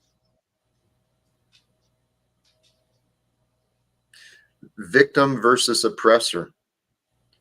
I heard someone mention it the other day, and it makes sense. With unhealed trauma, we walk around as hurt people, and then we kind of enable each other, trauma bonding with each other. And these little cliques, they get together feeling oppressed, and then they start oppressing other groups, start lashing out at the world. So we got patterns where the victims become the oppressors, and then the oppressors are actually feeling like victims. And it's absolute insanity. It is, Jack. And I want to point out how, like, why would I want to be around anybody who sits there and talks shit about my wife or makes up stories about how I'm milking off of her and like just making shit up, dude, like just to make other people look bad. Like, why would I ever want to be on a panel with someone like that? It's ill character. It's like, I don't know. I wouldn't have somebody like that sitting at my table in my house. You know what I mean?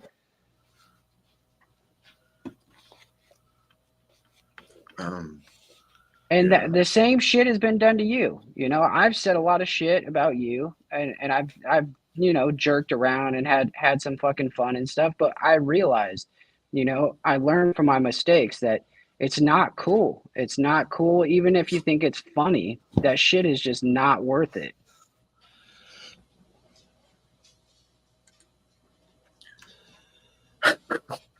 Then why are we here again? Why are we here again? And it loops and loops and loops and loops. Then why are we here?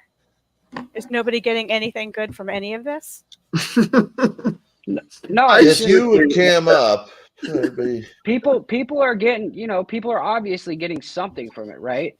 But it's the people that come here that just want to like throw the fucking wrench in the chain while Jack's, you know, riding his bicycle down the road. It's just fucking uncalled for, and it's at this point it's annoying. It is, and that's why I wanted to tie it into trust, which is something that Jack was talking about at the beginning of the stream. And it was kind of like trust in the process. Don't always question that inner voice that's trying to do what you need, trying to help you do what you need. And so if we've got these people that Jack's letting in that distract from the whole panel and the whole purpose of the show, what are we doing? Why are we doing that? It's because you're being trustworthy, right? See where it gets you? Yes, it is. And I'm responsible. I realize that. I'm responsible for, I know the patterns of people, and I do take a chance bringing them up, but that's the part I'm talking about. When you get screwed over because you're a nice person, you, whoever you are, and you trust others, I guarantee you will get screwed over big time. You will be a doormat. That's why. Can I say something on that? Can I say something on that? Please. Again, this is the metaverse, guys. Just because somebody calls you a name or doesn't agree with you, that's not hurt. That's not pain. That's not getting screwed over. I've been doing this. I've been doing this for nothing though either, Keith. Hold on. Listen. I'm not saying that, Jack. I'm not saying that. Well, I see a lot of people saying that they don't give a shit what they say. Right, and that's what I'm saying. Don't pay attention to what people say. Pay attention to their actions. I've been on this same path for 7 years trying to expose the government's language and lies. That's You my were concern. you were the I'm one not. talking about what I'm others not. say. I'm not. No, I'm not here worried about what you say or anybody else says. I'm here to try to help people up themselves, up their game. That's it. I don't care about anything but what is right. I'm not here to cause drama. I don't even want to be part of drama. I've had enough drama in my life. But Amen. again, I'm not going to sit here and be a victim either. I'm going to let you know that I've been doing this for 7 years and ain't none of it bothered me so much that I stopped doing what I'm doing. I'm still going to do what I'm doing because I know that's right. I totally agree with you, but trying to ruin someone's reputation is not fucking cool. And it doesn't hurt my feelings. I agree. Exactly. But This did is they looping really? again and again. It's nuts. It's absolutely But nuts. did they really ruin your reputation if you stand steadfast and strong? No. Again, this is another attribute that I'll give Jack. I don't know anybody that would take this much fucking negativity and sit there with a smile. Smile for me, Jack. I love it. Okay, Thank but they you. didn't ruin his reputation. That's up to him Exactly. to do. But they're ruining his But he's presentation, trusting. which He's isn't. trusting these They're people. ruining. Yeah. Excuse me, They're- Lizzie. They're ruining his presentation, which is not That- allowing him to accelerate his reputation or influence it himself. Yeah. Absolutely. And that's I agree with that. It's the same thing that goes on. unfortunate. That's the same thing that goes on with Paul's panel. It's the same thing that goes on with Flow State, Illumitomy, everybody. Everybody's out to ruin somebody else's reputation. Why? Is your reputation important or is the truth important? Well, Wizard, Both are important because they get you access to other things that you might need. They get you access to people who wouldn't normally work with you if your reputation is Well, if garbage. you're not sticking with the truth, aren't you Absolutely. shitting on your own reputation? There you well, go. here, let me jump in here because yes, the truth does matter. And you know what? I never cared about reputations too much. But you That's know what what? opens doors. Reputations do matter. And I've seen an awful lot of adults on these panels flapping their gums without a care in the world. And then when someone does react with the insults and the negativity that's thrown on them, then the oppressor, the rude one wants to blame the victim for reacting. And no. Jack, hey, are you Lindz, talking about what I said? No. Okay. No, totally different subject. Lindz, you're Lindsay. good. I do want to come back to what you said though, Lindz, about Okay, I'm listening. the lack of trust. Okay. Your advice is that this is what I get for trusting people. This is what happens. Well, you're not seeing the whole picture, because what's the other side of that? When I allow these people to join, number one, I don't control them. They are revealing their own character. They are showing themselves. So when they come into my life, I know who I am. And I know that my energies, my presence is a better example for many. I'm not saying it always is, but in the cases of Lou, Christos, even Paul, I know that they can learn from me. So is it better for the world if I know if I know these confused people, I know their behavior is because it's unhealed trauma, it's lack of proper education and lack of self-awareness. If I know their behaviors, which are unacceptable, can be changed, and I believe that they could learn from me, is it better for the world for me to think only of myself and keep them away? I don't know. So I think you're doing this as a matter of your own personal integrity. Not because you see yourself as a fool or not a fool or some kind of better than person. So I think your intentions are good. I know they are. I get frustrated when that saying, fooled me once, shame on you, fooled me twice, that whole, it's like you're teaching people how to punch you in the stomach, and then you're surprised when they punch you in the stomach. The difference is I learn from every punch. I'm What not what did you stupid. learn? No, I'm not saying you are.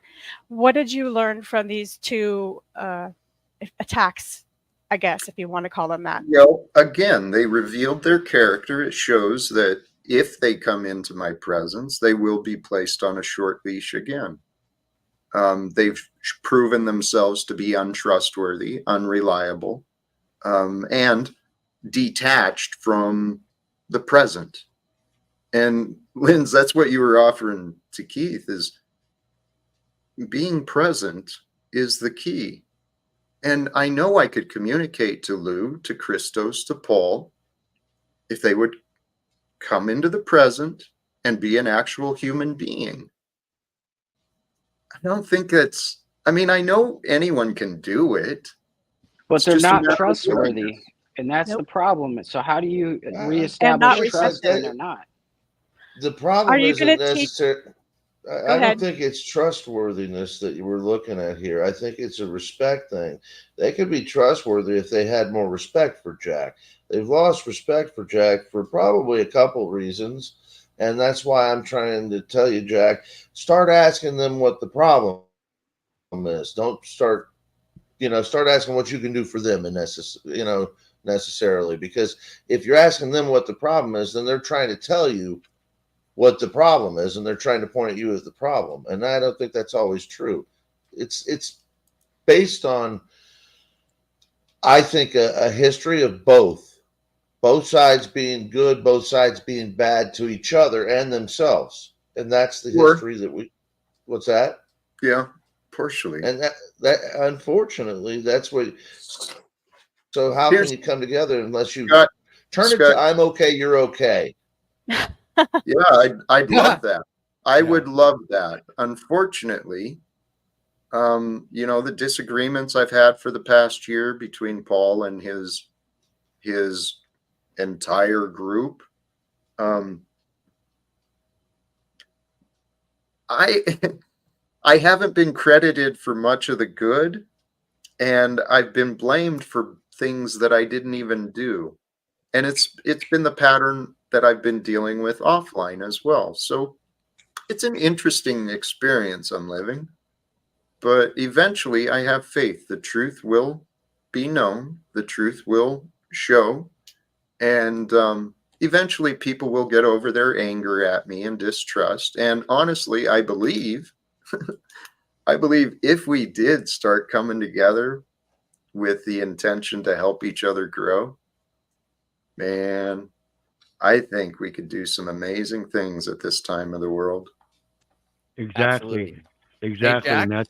And that's why I would hope that if you could somehow navigate around the drama, it would be better for yourself, your reputation, the reputation of those around you, the reputation of the panel people, everything. And that's why I ask if you could offer yourself the same thing. And that is, Jack, despite the drama that we've had in the past, you've allowed me up on the panel several times now here recently. And despite that, we both know that there's still that animosity between us, right? And in that is the goal, to become better individually. Because, Jack, I don't even have animosity with my parents.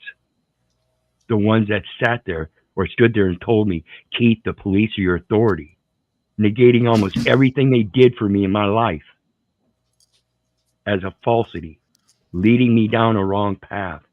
I have no animosity because I feel bad for them that they've lived their whole life without Christ, without God.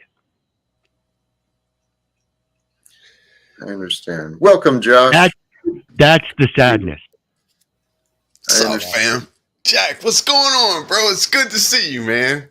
Good to see you, my brother. I always love your light, your energy. You are just a breath of fresh air, my friend. I'm trying.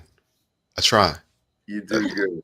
Hey, Jack, I thought that this last kind of round, as I came back into listening to the conversation, kind of headed towards where I kind of wanted to lead you down at the beginning, or ask the question of, which is how you saw this manifesting in your institute, how you saw the build of the institute, what you'd like to do, what that actually is, how that applies, and how you would build it, man. Because I think that all these people, I mean, I think there's a lot of people that could utilize the help.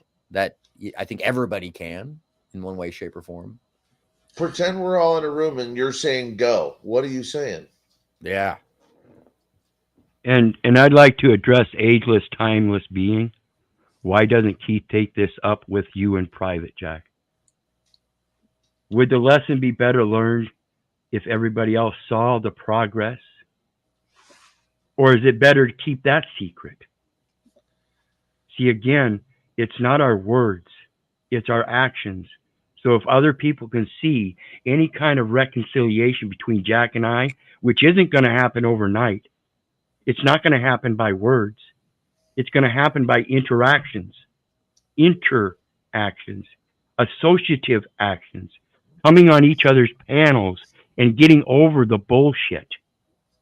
Quit being victims, quit projecting, quit injecting, quit rejecting, quit projecting. Hey, like Keith, Jack said, now time. That's from Eckhart Tolle, the power of now. amen. Because nothing in the past matters and nothing in the future matters, because neither one of them exist now. I agree with you, but if someone is constantly bringing you into a looping, you know, in there loop, first, then first, gotta quit break putting it. the butt in there. Quit putting the butt in there. That was it. How about this, please, if I may? The other side of this, though, Keith. I understand what you're saying. There's value to be learned. There's value to be shared by sharing our growth and even some of the uncomfortable conversations, uncomfortable interactions. I can understand there's value in sharing those. The other side of that, though, brother, you said it can't happen immediately, and I disagree. I know for a fact that with God, all things are possible. And when the truth is delivered, when the right answers, when the truth is delivered with love, things change like that. And I think if you and I actually had a conversation offline, we could discuss some uncomfortable things privately without the distraction and without the interruptions of others. And then anything authentically that was relevant to be shared could be shared, should you choose. But it's right, and yeah, it won't happen overnight. I guarantee you. It will happen, however, in His day, in His will, in His faith, in His promise, in His counsel. It has nothing to do with the wisdom. It has nothing to do with the wisdom of mankind. Well, correct. It's the wisdom of the Lord that comes through us. And brother, miracles, that's the power of the Christ. When Jesus walked, He brought miracles. Miracles were spontaneous, immediate. It was none of this, oh, it's going to take a lifetime for things to change. No, when you got God in this picture, God's time is now. But what makes you think you have to wait for His message? It was really clear. Do unto fucking everybody else the way you see them doing the fuck unto you. Amen. That's what I'm saying. This won't happen overnight because it didn't happen overnight that we got to this point. It took a series of events of interacting with each other that got worse and worse. And it still continues to get worse and worse with many different people. I don't want that. I want the amends that I was promised in that immutable seeking of counsel. What's the bottom line, though? They're taking away all our rights. Excuse me. Sorry to overspeak, but I know, Keith, I know it took a lifetime to build and create who we are. But I'm telling you, my personal testimony, my personal experience, when God allowed me to change my perception, when God allowed me to change my mind, everything changed. And Keith, our minds can change in a moment. It simply takes a choice. And I want to encourage you. I'm not pressuring, but should you ever feel curious, let's have a conversation, intentional conversation about what we can know about each other. Okay. Speaking of which, Jack, how would you respond to those who act in a predatory nature about people's selfless and humble response to sharing their failures and losses as a learning curve? Because I noticed that there is an incredible predatory nature, as if people are vicious hyena animals in the world, when that's not the world we live in any longer. We live in a world of general enlightenment, actually, because we have access to the enlightenment, and we can change ourselves to see others as humble and like ourselves. How do you stop the predatory behavior? We focus on ourselves. Yes. Unfortunately, it's the predatory behavior. It's going to come from the predators. The predators are those who want to hurt. Those who want to hurt are hurt. I know we're here to help heal. So you don't be the prey. You don't be the victim. And again, like I said, despite everything I've been through my life, I'm the one that recognizes I've been the fucking fool. I've been the bitch ass slave. I've been the heathen. I've been the idiot. I've been the babbler. It's frustrating. It's humiliating.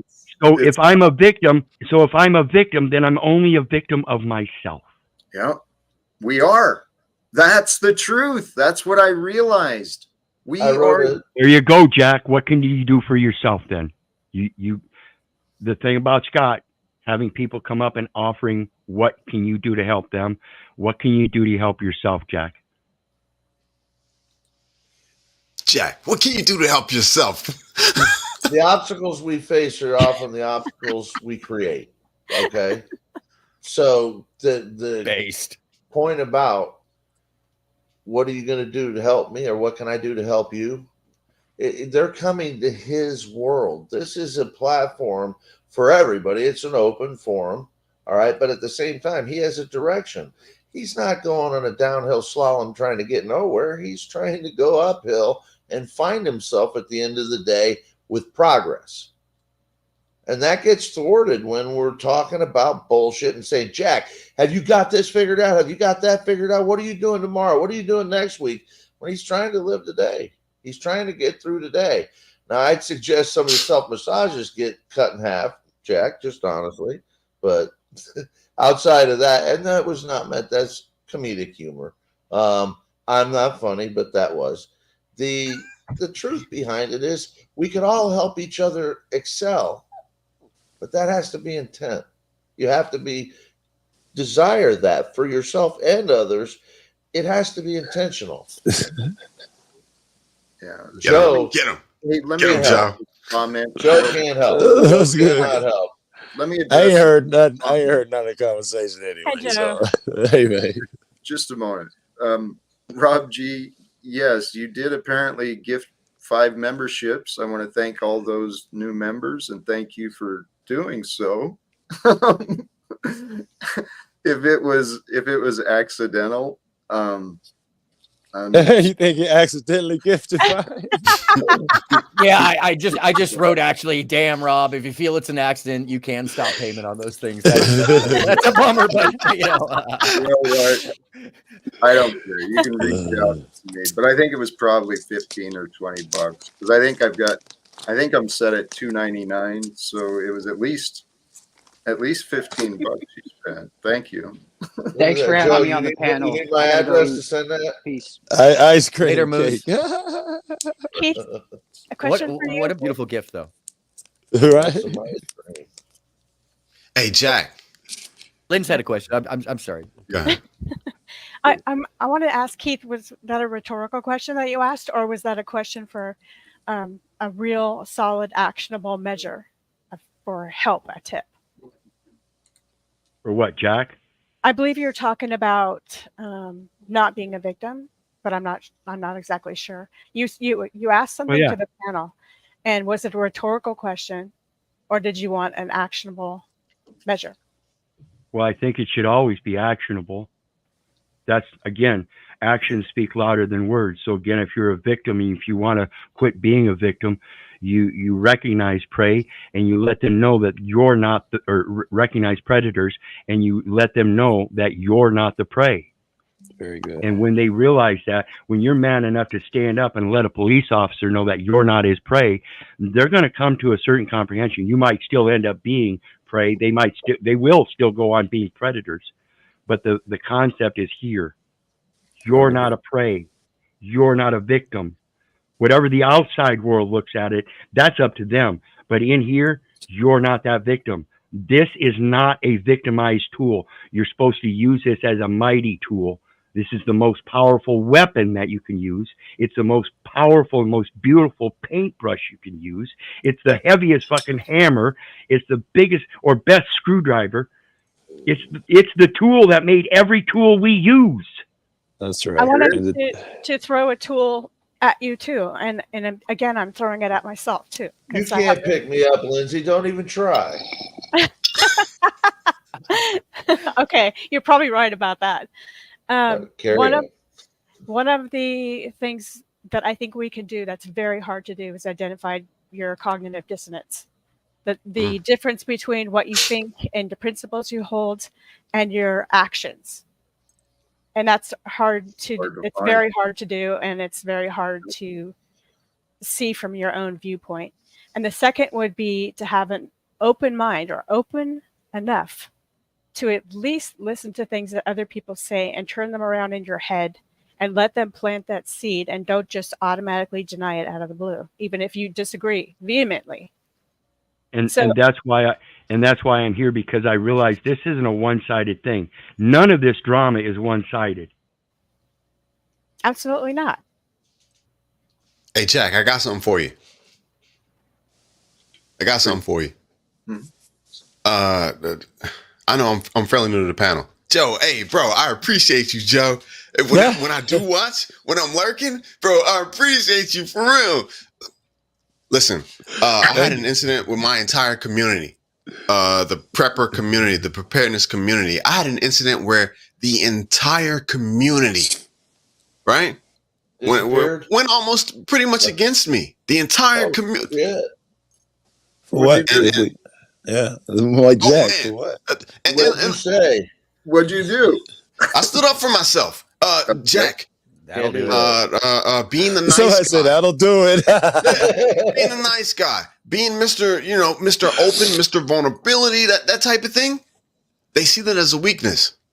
So when I did finally have to stand up for myself, I did a video, and oh man, it was meant for 2 people, and the entire community took all of it as I was talking to the entire community. Wow. 6,000, 7,000 people. No, yeah, I'm still dealing with it. But Jack, let me tell you, bro. Keith, I've been listening to you. Let me tell you, man, it got to the point as to where I was going to quit YouTube just because of the negativity. I couldn't go into another live stream without 10 people saying, "Oh, what is he doing in here? What is? Get him out of here."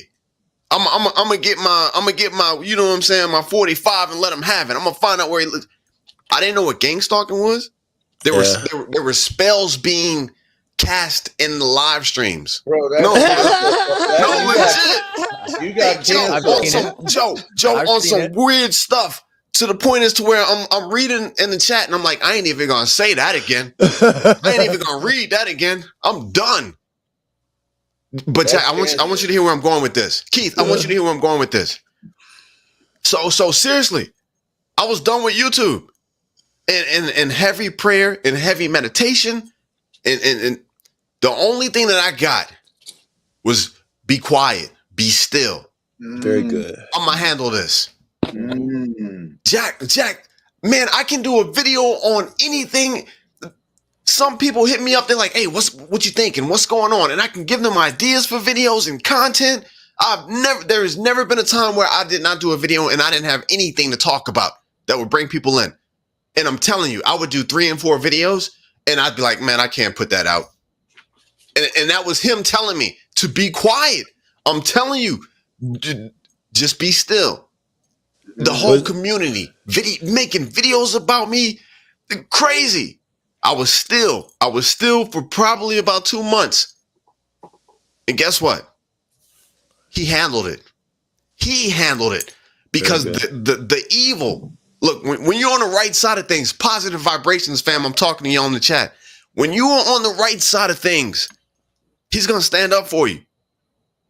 And that group that was going against me, listen, I didn't have to fight. I didn't have to make videos denouncing what they were saying. I didn't even have to say y'all lying.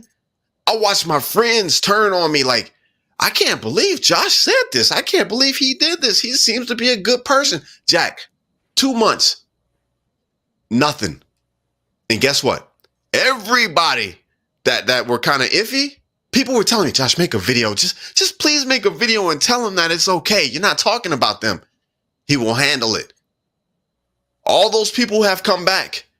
And the people who started the craziness, they're falling apart. They're eating themselves alive. And everybody in the community sees that they are eating themselves alive. The buddies that they were with, the tight clique that they were with, oh yeah, Josh is, I ain't messing with Josh. They've moved away from the one who started it. Listen, I'm telling you, when you're on the right side of things, fam, I'm telling you, we're in tricky times. Amen. He will fight your fights for you. You don't have to do anything. If he tells you to be quiet, just be still and let him work. Keith. Be quiet. Man. Hey, Lindz, I'm telling you. Can I back Josh up on this? I'm sorry. I respect that a lot. The sheep has strength. Look, you don't always have to puff up your chest and fight the good fight. You don't always have to say, no, you're not going to put my name through the dirt. True.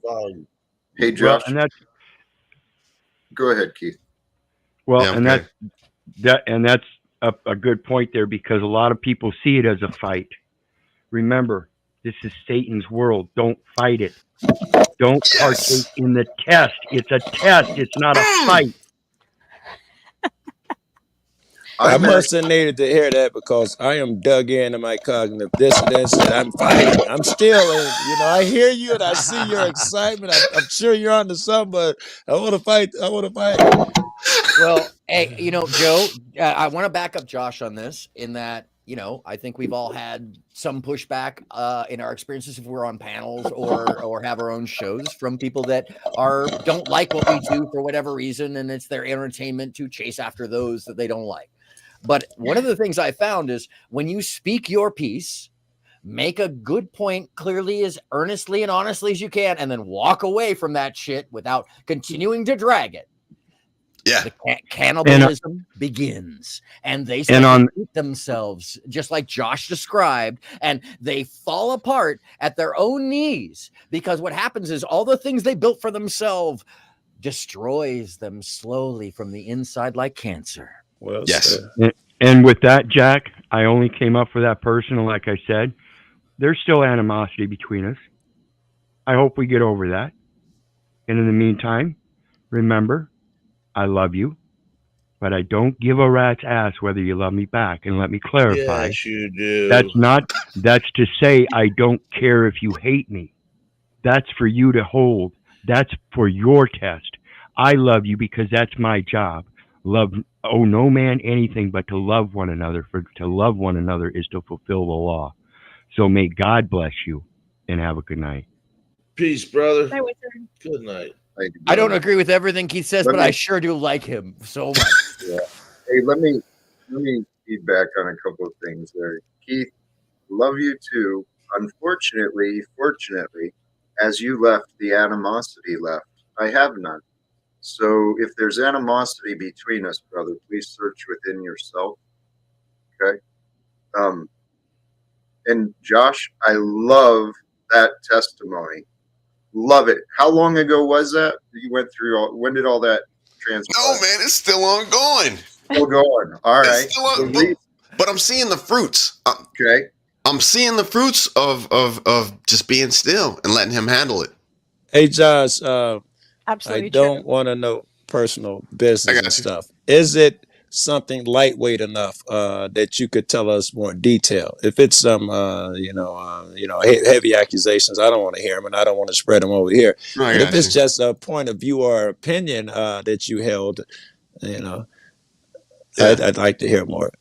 Joe, I got you, bro. I got you. I'm in the prepping community. Joe, my whole channel is based on WRLL and Shift. Without rule of law, the collapse of society, World War III, Armageddon, shit hits the fan. That's my niche. Right? And so, although you will find a lot of people, a few people who have my skin color, you're not going to find a whole lot. I know. In the prepper community, when you said that, I'm not going to lie, that's not the community I thought you were going to say initially, and just be honest with you.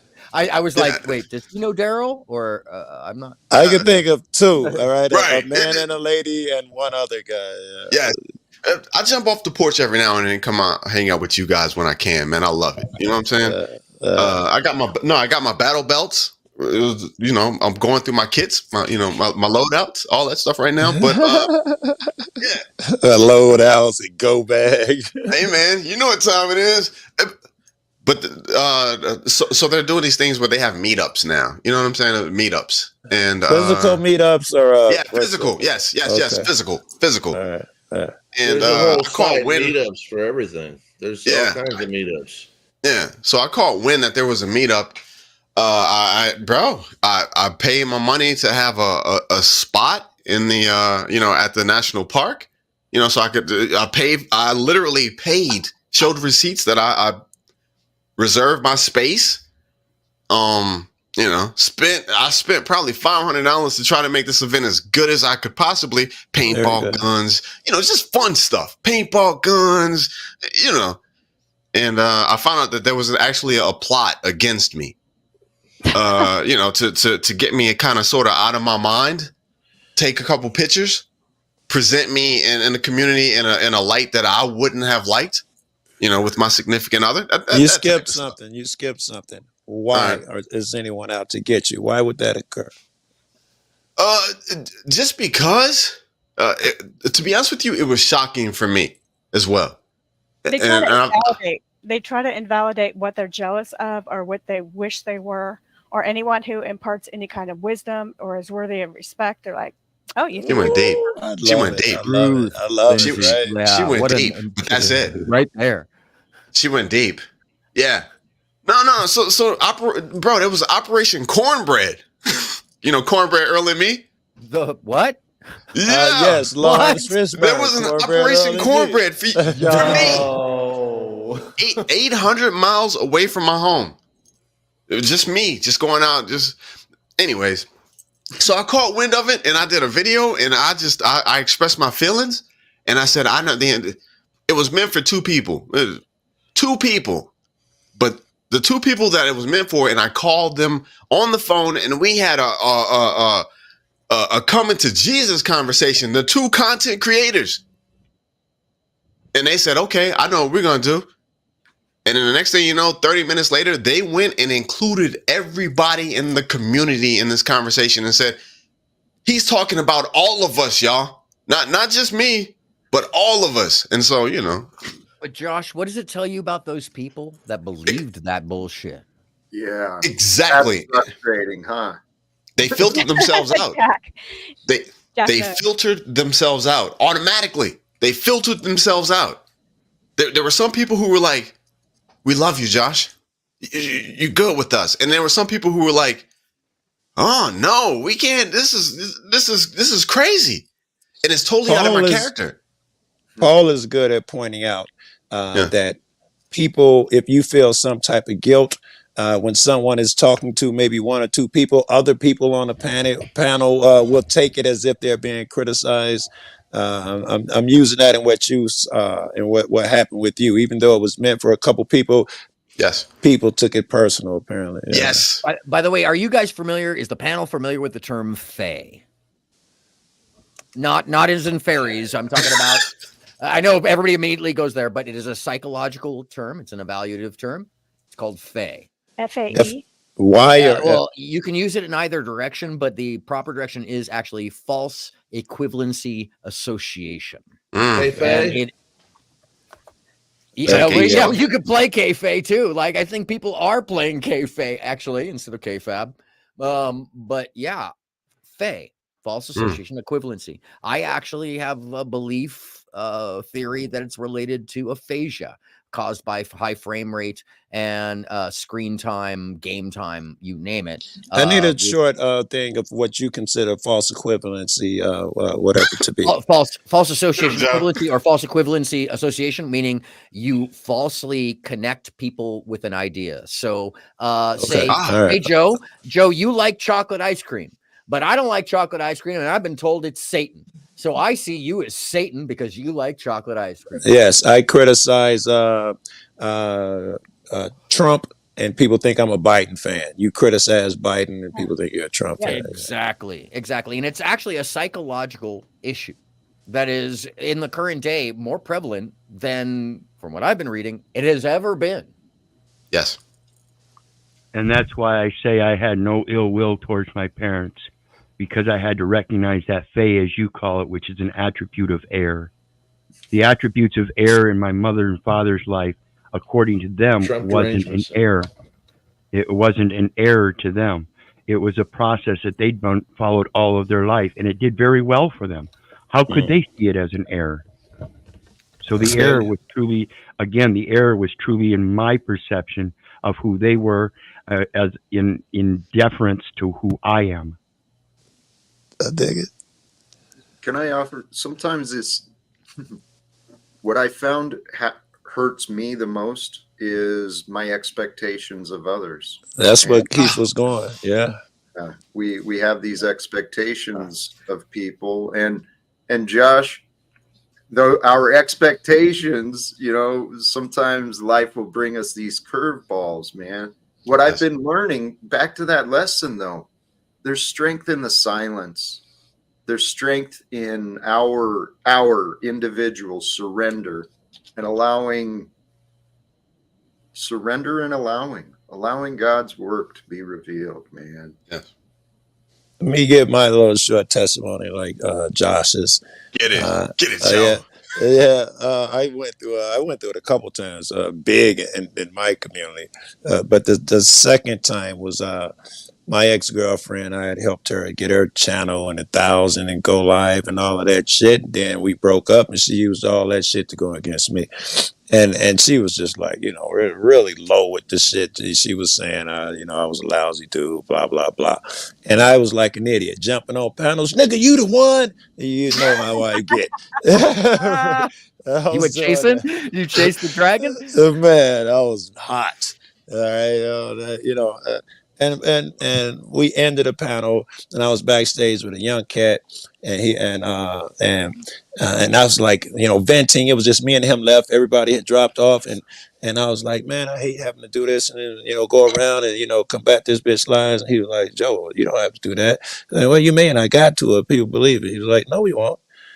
It was the greatest fucking advice ever. I stopped combating that shit, and the community tore her apart because my hands were clean. She was the only one doing bad shit. They can see it in her ass. They tore her fucking ass apart.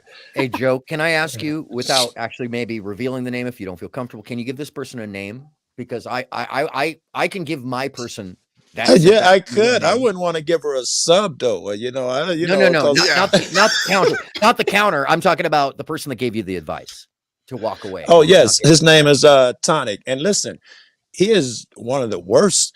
He'll call the FBI on your mom. He's one of those guys, right? But still, he was the cat who gave me the advice. What did your mom do, Joe? And listen, later I was studying some shit on narcissism, and that was the advice that one of the guys, I think he was a narcissist, the guy I was watching who gave the advice. He was like, gather all the evidence, make sure you record everything, because that your narcissist is gonna lie. And he's saying, present your case and leave it alone. Don't go back over and over again. You look like an idiot, which I think you and Lindsay were just saying. That was what he said too. Now that's basically what I was told in lesser terms. I was also told by somebody who I trust still now, even though we maybe don't see eye to eye any longer. This person told me, I'm the one fucking involving myself after the fact. That's literally what she said. And she said, you want to go away? Walk away. And I did it. And she was right. And she was right. And I would say that about all things, actually. It is not weak. And I would say this to anyone. It is not weak to cut the boundary off and to say that was the boundary. I'm going to walk forward in strength. Sir. Hey, I'm not arguing with anybody. I'm not arguing in my house. Right. Look, it takes two people to argue, and I'm not doing it. I would agree. That's adult shit, man. If a motherfucker telling me about how some guy is doing all this and that, I immediately assume that you've been doing it with him because he'd have been looking crazy doing it alone. Right. You must have been embroiled with this dude. That's my first thought every fucking time. Joe. It's not always that way. It is with whoever you're thinking about. It is. Man. You're right. You're right. Yeah, you're thinking about somebody in the community. Yeah, no, it's both ways. Some people you have to work to avoid the argument, avoid the disagreement. Yeah. Some people are just disagreeable. Choose your battle. Yeah. And some people want to start a fire on your porch. Prefer it. Wouldn't do it on theirs, right? Hell yeah. Yeah. And when you go to their porch, you find out that not only will they avoid all the accountability for the fires they started often, but they'll also avoid any accountability for acknowledging that you're the reason. You're there to acknowledge their participation. They'll lie literally as adults. And I would even say tonight, as there's a 60-year-old that came on 60 that came on the panel and lied as an adult for fun. And that is also a pastime of some of these folks' misgivings with society, the world, that how it's treated them. I feel, how do we feel like any of that has been dealt with? I don't know. I don't think it can be, but that's me.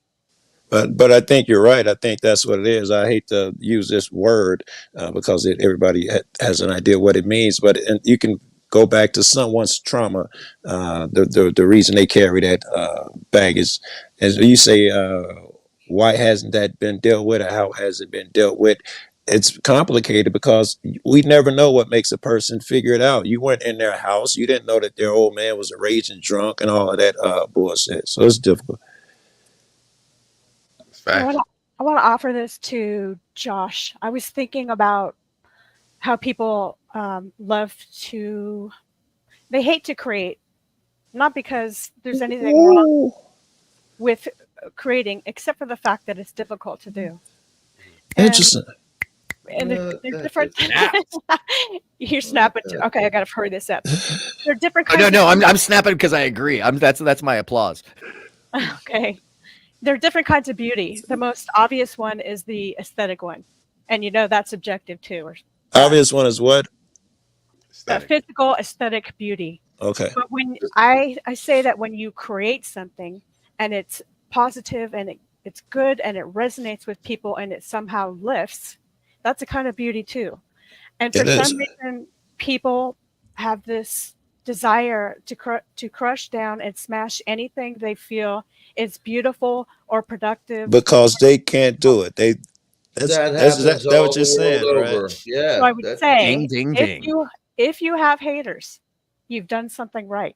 There you go. Yes. Can I share a story about this, folks? That on the I meta, can share 1,000 of them. Okay, so what I have long done for a living is to be the throughway for your favorite act on stage for the audience. I am the interdisciplinary throughway, let's say, and I transmit the signals from the band to the audience in as truthful a way as I can, with as little additive as possible that recreates whatever their intention was, which is not always. If you're an adult, that's what you try to do. I get it. That's exactly. Well, I would say that as well, and I would go beyond and just say when you are a transitive pathway.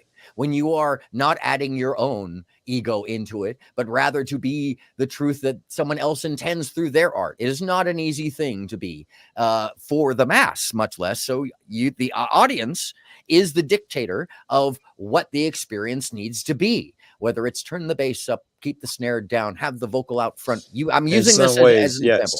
You know, one of the most amazing things I have found, you also have to be creative. You also have to be aware, self-aware, etc., etc. But most importantly, you have to watch the audience. You have to be aware. Is the audience having a good time? Are they talking to one another? Is it too loud? Is it too soft? Are they these things that are perceptual? And every time you get to the point of that zenith where everybody's having a beautiful time, which is this point, when everybody is just in unison, bobbing, the hemisync is happening, their brains are in tune with the music, you get one schmuck, male or female. You get one who is very dissatisfied and gonna tell you, disgruntled as hell, and they're gonna come tell you what they think, how their idea is most important, and how they demand their imposition upon the entire. I only did that room. once, Aaron. It was only one time. Did I attack you, Scott? I apologize. Fuck. Now listen. To follow up on that, I've been writing poetry since I was 10 years old. Literally writing songs, got into songwriting, ended up with songs on the radio, opened up with my words for Gladys Knight and the Pips and Jeffrey Osborne, been on around the fucking world with some of my music. But here's the funny thing.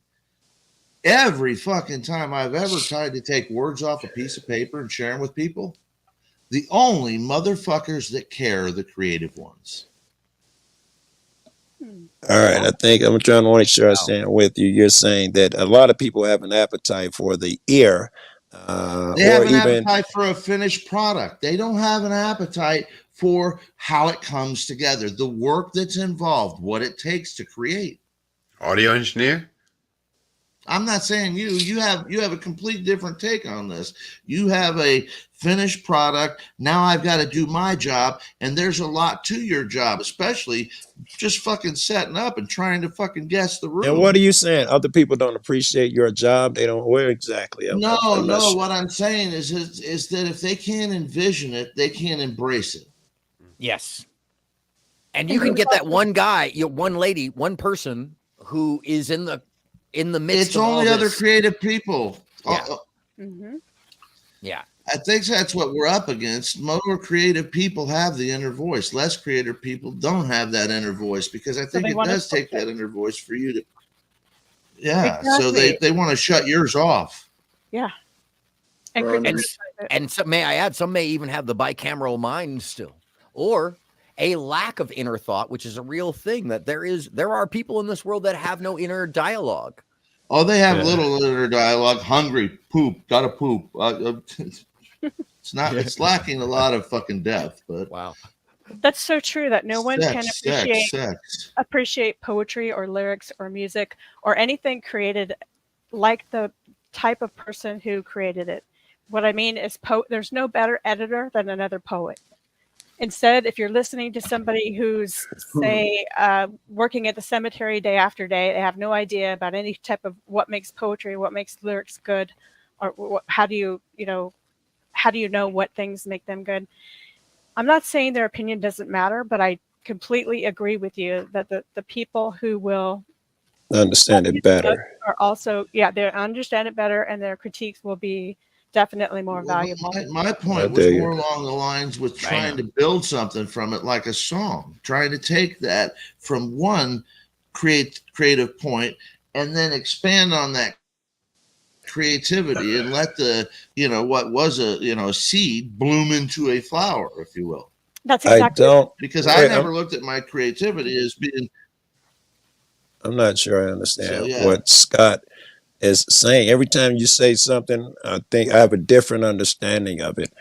Are you saying that the layman, let's keep with the music analogy, the guy who's listening to it on the radio, he can appreciate, oh, this is great, but he doesn't have an appreciation for the process. He doesn't have a desire or will to undergo the process. Is that the direction you're going? Right. Okay. I'm going to give you something. This is the first time ever on Jack's panel that I've done something strange and weird. But you know Michael Jackson, right? Not personally, but yeah. I came up with lyrics years ago that was trying to follow I'm sorry. Billie Jean, trying to follow Beat It. All Yeah. right. And you got that a lot of breathing and stuff. So my whole thought process, and then we actually came up with something that was pretty good, and the street version that we recorded was fucking awesome, and we would have gotten it to him possibly if a connection didn't fail on us. True story. Needless to say, Don't You Think It's Silly was like tailor-made in my opinion. So was user friendly, but Don't You Think It Was Silly? Was this supposed to clarify something for me? It's not. Well, the point is that you would have never known from the first line to the last line on a piece of paper reading it what it would have come to be. Of course not. Of course. You didn't even know. The nigga who wrote it don't even know the process. But you start off with what you end up with. I wrote it. And what I'm saying is that, then I take it to a buddy, then we take it to another buddy. Then the next thing you know, we're laying down a bass track and we're laying down some drums, and then you're building the fucking song. So you don't get there without the pen going to the paper or the track being made first and somebody saying, hey, we need lyrics. Is there some heavy analogy here? Creativity. It's all about collaboration. It's why people don't get along. Just talking. Okay. No, I kind of understood where Scott was going with that. It is an extrapolation of the original metaphor, where each of these processes are kind of missed by the audience. There's a lack of respect for it. There's a lack of respect, and there's a bunch of different angles of the lack of respect because of I don't like this portion. I don't like that portion. I don't care about this. Just like the joke. Once again, I'll take it back to my world where they come up to the lighting guy and tell him great sound.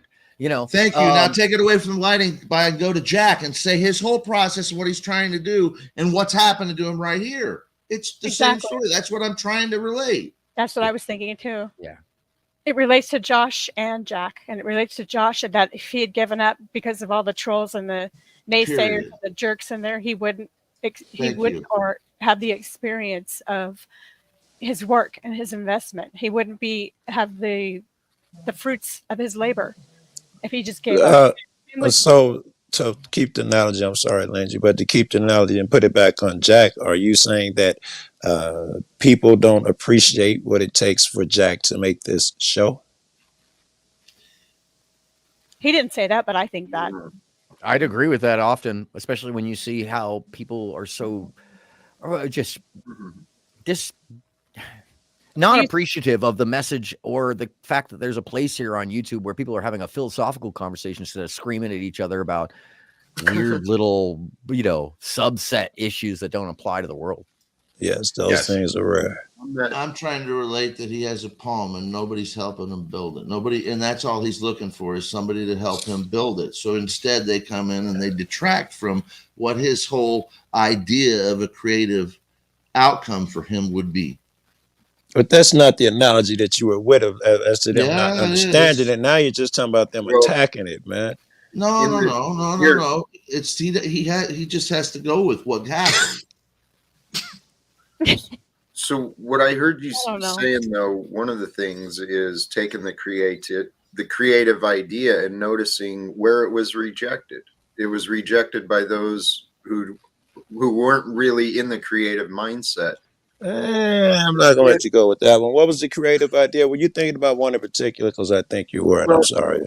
He brought up the idea of having a poem or some concepts and offering to share it out to develop it. And people who aren't in that mindset have no interest. I don't know if that's exactly the same, but it's the world we live in. We've got a lot of people that are creative, but we've got a lot of people that are already just closed.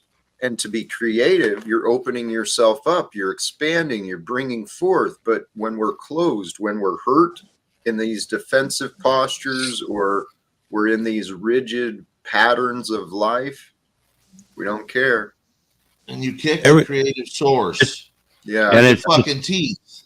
And it's all the lies and drama and fighting that distracts from your creativity. Very good. It does. Actually, you know what? It does. Because think about the moments in our day are limited. We're awake so many hours a day, each day. And if we're focused on the negativity, on the fear, guess what? We're not creating. You're not productive, no. We're not. And you know what? We are the instruments of God. Someone brought that up earlier. We be the instrument of the creator, and we allow the energies of creation to flow with us, through us, and for us. And Instrument. I was thinking a bad guy does the same.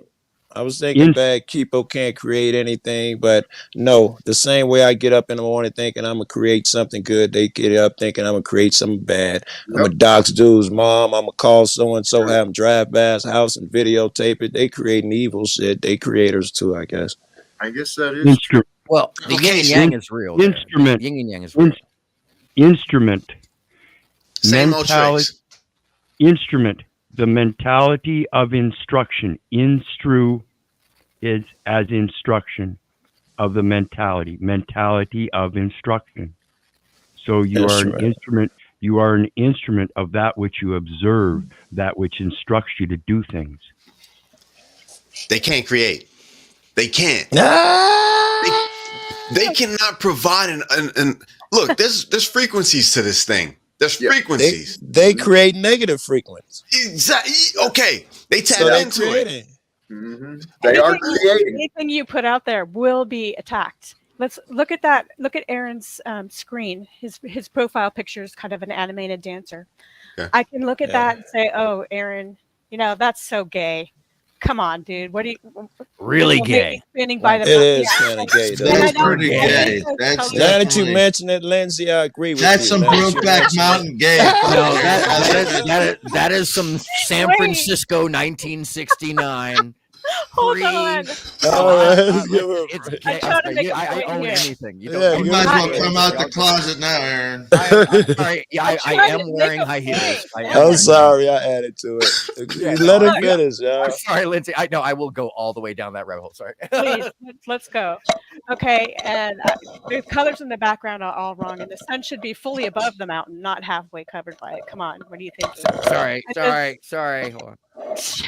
Then there will be another person who will say, look at that girl's body. It's moving so gracefully and so beautifully, and it highlights the female figure and the sun in the background. Great.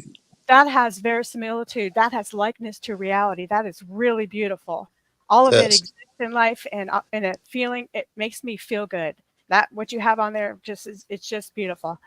So there's some people who are going to see it like that, and there's some people that are going to. What's the difference there, Lindsay? What's the difference there? Right. The way people perceive things. The way people perceive things. And some people are going to Some people are going to appreciate you and look for the beauty in something that you have or say or do. And some people are going to look at it and everything is ugly and stupid and not right. And you can't control that. Put it out anyway. Hey, which one is going to promote growth? Understanding. Trying to wrap your head around this and see it in a productive, forward-moving perspective. What can you take out of it? What good can you take out of it? What good can you create out of it as opposed to what negative? Gratitude. Or frequency, as you were about to talk about, right? Well, I'm trying to create positive frequencies and vibrations. That's my whole task. There's some people who can't do that. They can't do that at all. Can I mention a little science here? I'm sorry. Go ahead, Scott. I was going to say the hard thing to do is run that line, which is where we should all be. It's the yin and yang of things. You got to walk the middle. If you want to understand things, you can't go one way or another. You got to be goddamn down the middle. You're right. You got to. I don't know. That's the toughest thing. So if you're going to write the pleasantries, you got to understand that they come from dark side. They come from something you may not understand, but you got to accept that. When you get it, you get it. Khalil Gibram. Can I put it in a little different? I'm sorry, before I forget this, Joe, I apologize. Yeah, all right, go ahead. I'll try. Maybe I'll give you something. Joe. Shh. I'm sorry. I'm just kidding. It got hard in here all of a sudden. Where are we? So there's this thing called the Meissner effect in superconductivity, where the Meissner effect is a lessening, a lowering of the resistance against electrical energy or magnetic energy, meaning that picture a flow of water. If you put a bunch of sticks in the middle of the river or the flow in a pipe, it's going to stop it up. It's going to have to go around it. It's going to have less energy on the other side of those poles or whatever's in its way.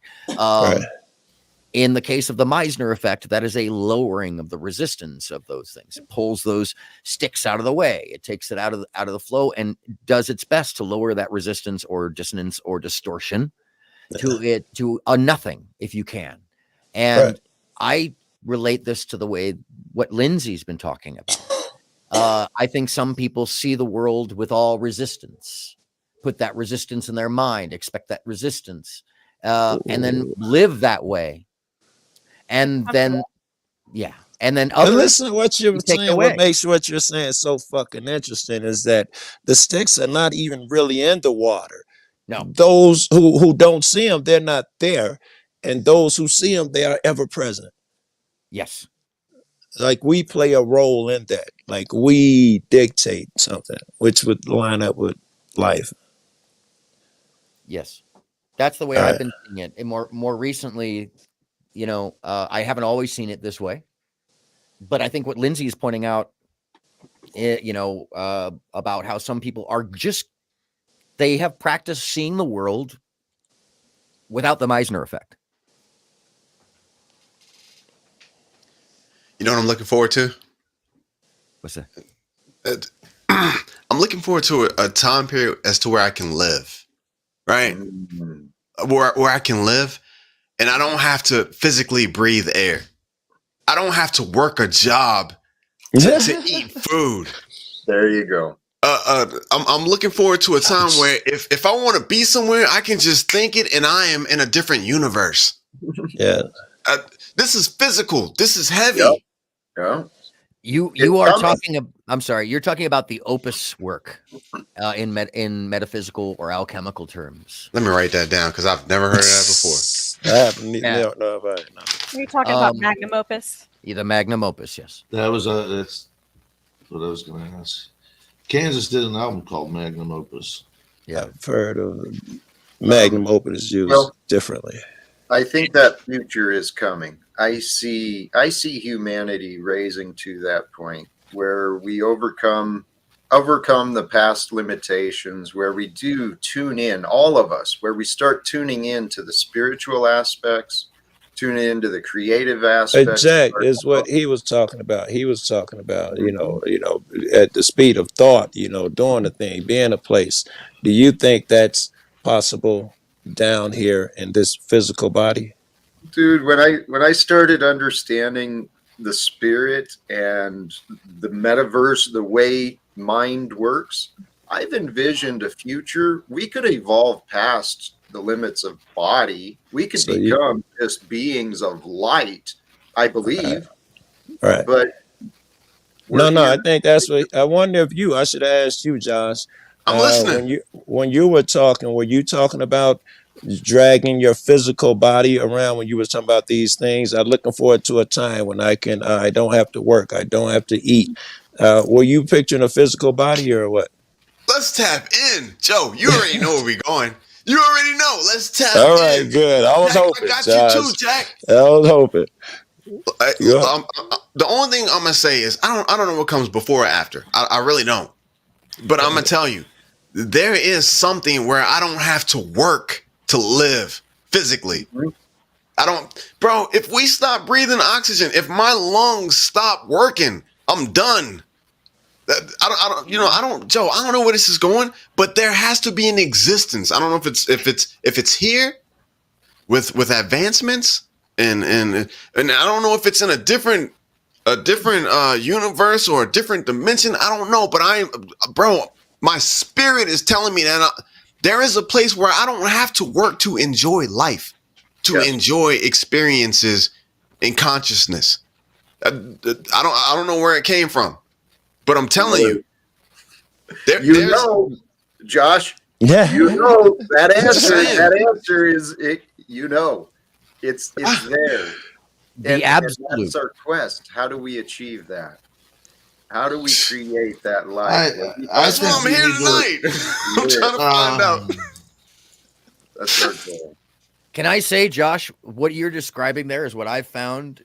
I keep bringing this up in kind of a weird metaphysical way, in the search for other things, looking at the process of MK Ultra, actually in depth, looking at the government works. There's a book that describes that process, the Opus Magnum, and I can send the link. In fact, here I'll look it up while we're talking, and I'll bring it up so that you have the link to it. It's from the CIA.gov, by the way, from their library. And or actually, you know what? The Monroe Institute's version, I have that one as well. That has the missing 25th page that describes how there is. Look, we're all a waveform. If you believe in particle physics, everything is a waveform. That means we're all a static emanation of a sort. We are all like white noise or pink noise, or the two overlapped, let's say. But energy changes. It does transfer. Static. Well, in the idea of what's standing outside, it gets really complex on this level. On the outside of temporal realities, the overlaid realities that are all stacked upon each other. There seems to be, in the descriptions of the stuff, a couple of layers beyond that, and then a nil of static energy that is like the tape, like memory tape. It's static. You're right, Lindsay. Isn't quite the right term. It does add more to it, but it doesn't vibrate the same way. You know, static energy is like an oxymoron. But go ahead. Yeah. Yes. I'm not going to pick this apart. It is. No, it's more like he's doing that for you. Yeah, he's it's doing more it like on his own. And it's more like pink noise or white noise. So static, you know, and static isn't the right term because it's static. But I understand when you, static, like TV static. It's more colloquially, people understand that. So there is this concept. There is a lot of research to back it up too, and it matches quantum physics. It matches particle physics. You know, and that we are part of the Akashic record, our own spiritual. You know, one of the oldest religions on earth talks about this. We have this in all the other, all knowing, all being. We have free will now. We return to the knowledge in some form of Christianity. That's when we get to heaven. You know, I mean, or Abrahamic law. You know, I mean, these are the things that kind of mirror that. That's what's given me hope and actually given me personal greater faith. Yes. Even though I don't have religion, so to speak. I understand. That's just an example. And I sure that your DNA is a trap into everything that ever was with your family. I mean, it's a freaking data bank record of your family. You ever heard the saying by Bruce Lee, be like water? Well, your body is 70% water. You know what water has? Memory. Very good memory. The water that Jesus drank is the same water that you're drinking today. The air in the Pharaoh's tomb is the same air that you're breathing today. The land that you're killing today is the same land that was killed for millions of years by the hooves of every animal that crossed across it. Amen. Add chemicals. Absolutely. Hey, man. I appreciate that. I'm feeling not to throw the wrench some aluminum, some other fucking shit. I'm feeling like wrapping it up. There was a question though earlier before we go. What do you guys think about this? A question: why does victim have a more negative connotation than predator? Have you guys noticed that? Because nobody wants to be a victim. They'd rather be the predator. Interesting. But it seems that even on the outside, people judge the victim often more harshly than the predator. The predator seems to get a lot of excuses made, and the victim seems to be and most of those people are predators themselves. Is that us the devil, how would you want it? Is that us projecting because we see the victim as weak, and we don't want to see ourselves as weak, so we get mad at them? Joe. Possibly. Hey, it is time to wrap up though. What do you guys, any final words for you? Thoughts? Deuces. I'm glad I came by. Be easy. Nice meeting you, Joe. Thank you. Hey, Jack, real quick, I'm gonna get out of here. Seriously, I'm gonna get out of here. The predators, they have the physical presence. We're in a low vibrational physical matrix. They have the physical presence, but nobody helped Jesus. He carried that cross by himself. Everybody watched. He didn't fight and say, no, he didn't call down the powers, and stop everything in his press. He carried that cross, man, all the way to the end. You know what I'm saying? And I'm gonna do the same thing every time. I'm gonna carry that, man. I'm gonna be quiet and do what I need to do because he's got my fight. Hey, I appreciate you, Jack. Hey, Josh, before you go, I put those links in the back chat. Hey, I appreciate you, bro. Thank you. No problem. And by the way, the gateway process is available on YouTube as the full process of meditation. And I've been using it myself. It is very helpful. It has now started to create incredible lucid dreams. Wow. I'm on it. Thanks, Jack. Brother, thank you, Josh. Hope to All right, see Scott. you soon, brother. And Jack, you said peace. that you said on my way out last time that you didn't have any animosity. So I'm going to ask you, when I come up on panel, show me you don't have animosity by not attacking me. Be neutral. I am not part of Paul's gang. I am an independent being. Okay? Just like Lou professed earlier.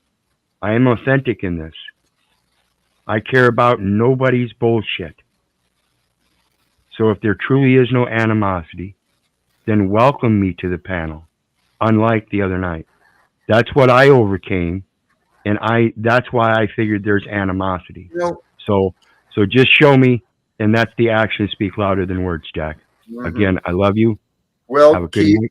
again, all due respect, you're placing all of the onus, all of the burden onto me. And I'd encourage you, next time you return, if you want to be welcomed warmly, consider bringing something that is wanted by me. I did. Well, I did, and that's what I'm saying. I'm seeing it's progressing. We're coming there, but I encourage you. And so let's progress that then, Jack, because that's what I need on my side is the neutrality. Amen. Okay. I'll So do in my that best. again, I remind you, I love you, but I'll restate it. I don't care if you hate me. I don't care. So may God bless you. Have a good night. All right, brother. Thank you, Keith. Have a good night, my friend. Scott? Jack, I'll let you wrap it up with Aaron, but real quick, I just want to say Josh, when he left, talked about, the people that are predators, they're coming at you with the physical presence, okay? I don't think they have that spirituality. I don't think they have that deeper connection to themselves, or, even if they say they do, I don't think they do. Right. So therefore, remember that you do have that spirituality, and someone like Keith is fine, he's full of spirit. He's gone through a lot, and that's a troubling thing to go through, that if you know his story at all, right, and still fight back and say, I love everyone. I know, but Scott, you've been an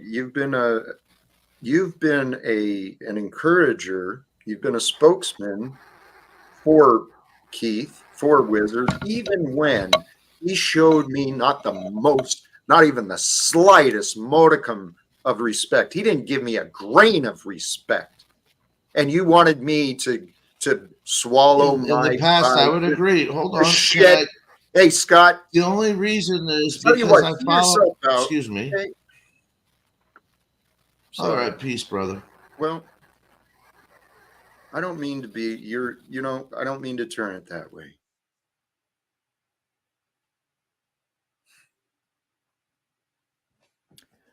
Hey, Aaron.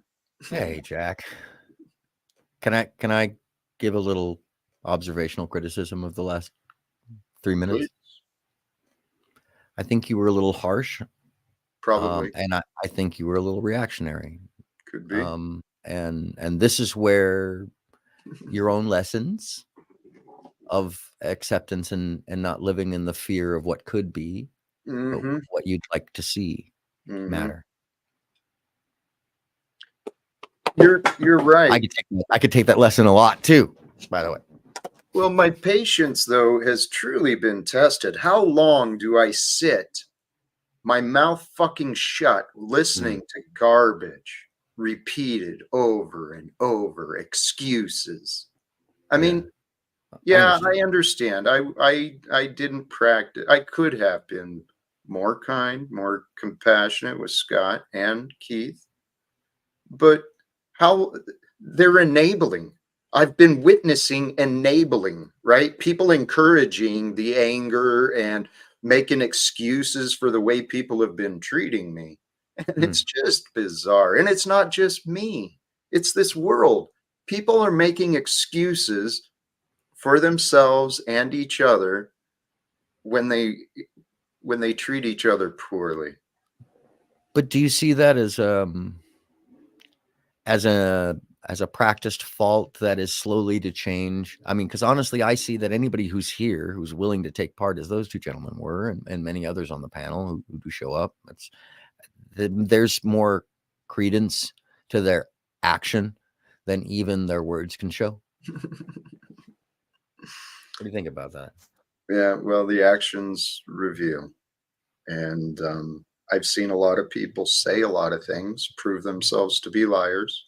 I try to avoid that for myself. But hey, and you know what? I didn't mean, we had a great stream. I thought we had great conversations, including with Wizard and all of the others. So I didn't mean to turn that with Scott.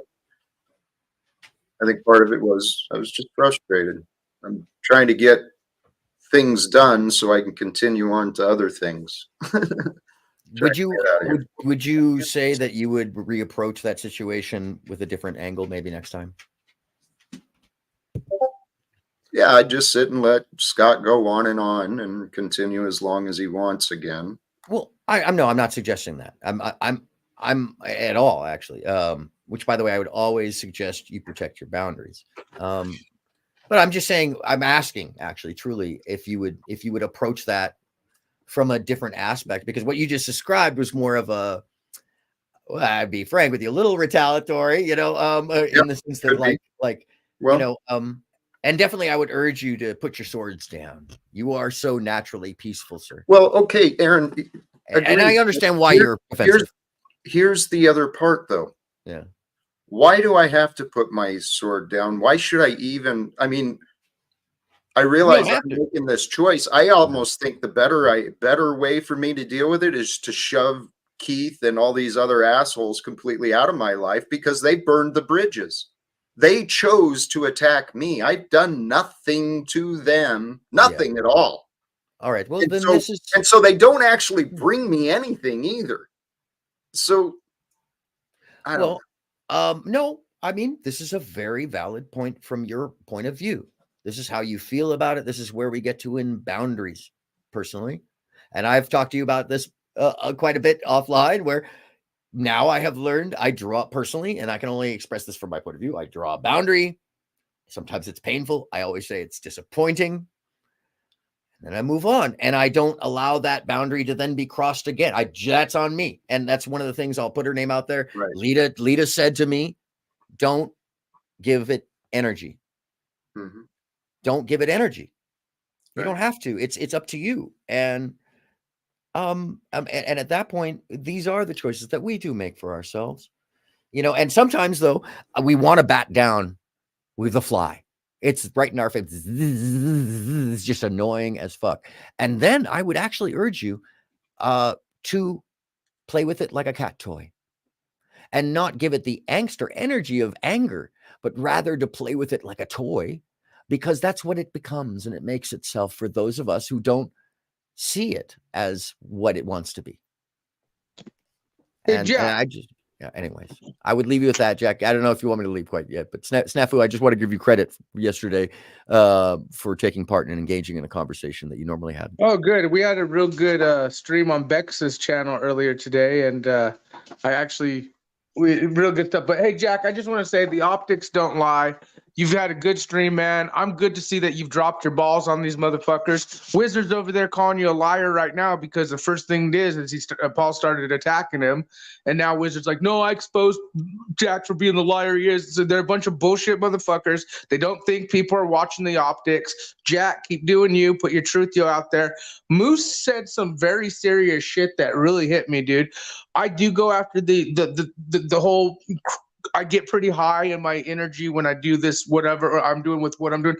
But when he said, you know, hey, my wife, my family, like, would I sit at a table with someone like that? Even though me and Moose have had our foes, real recognizes real in the end. We don't have to have the same beliefs, moral values, or anything to still be on the same yin versus yang. And I just want to say, keep doing you, Jack. I'm glad to see your balls are dropping on these motherfuckers, and stay strong, dude. Mr. Snowball Walnuts, snafu out. And by the way, Paul, you're still a coward and wizard. Why would you just come up here just 2 seconds, cupcake, and now you're in Paul's calling Jack a liar? It's kind of interesting optics. Anyways, the optics are high. Thank you, Snafu. All right, I'm gonna start wrapping up. Yeah, I'm gonna let you. Oh wow. Hey, Jack, I just want to. Sorry, go for it. Aaron, I appreciate what you were saying, but I want to stay here for just a minute, if I may, because I want you to wrap up after I speak my mind. Because the whole point of me saying what I was on the outro there was just to point out what I pointed out before. The only reason I ever found this community was because of Keith. And the only thing I've ever said is that Keith brought me here. So I respect him because I found him because of information. And people share knowledge and information, Jack. That's what you're trying to share. If you're not, then what the fuck are you doing? You're trying to find something forward. I guess. All right. I'll talk forever. Shit. If that's how you see it, I don't need to help you. I don't need to be here. No, Scott, You're just you've got rude all and the answers. inconsiderate, You've and got I have everything not done a right. fucking You thing fucking deserve know it. me better than anyone, don't you? Every fucking thing you've done has been rude to me. I don't give a shit, Scott. That That's what evidently. you think. Hey, Scott, that's a false narrative too, and you can kiss my ass if you want to believe that. You want to, you can say that, and you know what? Fuck it, go believe that, Scott. Everything I've done to you has been rude. Everything, you liar. Actually, here, what's going on? I'm literally just started watching, so you'll have to catch me up on what's been happening.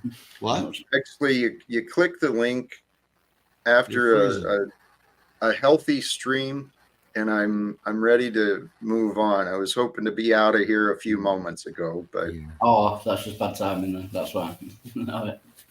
Yeah. So what? Can you give me an overview then? If it's nearly ended, what's been happening? It sounded quite heated. I watched a couple of The minutes. key factor, Jack. Good night, but don't be so fucking rude, especially when people are actually. Get trying off to your reach out. fucking high horse and quit your lecturing me, Scott. I'm so fed up with your. That's what I was talking about You're today. offering so much, Scott, and really, I've not received value from you, brother. I mean, I have. Let me not. Golly, geez. You know what, Scott? I don't want to be just like you. I've appreciated what you've shared in the past, but what I've received from you today, again, has been you're talking over me. You just talk and talk and talk, and you don't have any relevance. So, you know what? I better get off the stream. Wildheart, I'm gonna. Yeah. Thank you.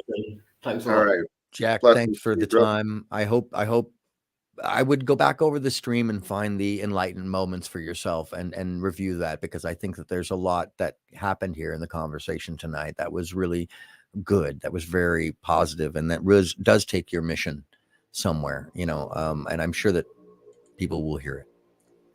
And I also want to say I love Lindsay's Irish outs. And so have a great night, Jack. All right, brother. Thank you, my friend. Hey, El Perro, if you can't see the connection, if you don't see the truth, if you want to just act like you're all perfect, and just like Scott, I mean, you guys present these airs that I need to listen to you. I mean, I got screamed at for how many months, Keith, from you? How many months did you scream at me, calling me names repeatedly, blaspheming my name all around, everywhere you went? And now today, Keith, because you presented yourself differently for a couple of hours. And actually, if you noticed, my frustration was more at Scott, because listening to the constant raising Keith up, putting Jack down, it gets a little bit old. So, you know, what Aaron offered there at the end, remind myself the enlightened parts. And brothers and sisters, thank you. Thank you for joining. The topic, growing the foundations for peace. The best way for peace for all of us is through authenticity. It's by being honest. But being honest means being humble. Humble to the truth of others. Humble to what their experience may be showing. And as I'm saying these, I'm listening to myself and considering, you know, Scott, Wizard, Christos, Lou. Paul doesn't visit today, I don't think, but all of those people want to present a different narrative of me. And so, brothers and sisters, those of you who tune in, I encourage you, make up your own mind. I know what I'd like you to know. I know what I'd like you to believe. I'd like you to believe in the truth. And what the truth is about me, people get offended by me.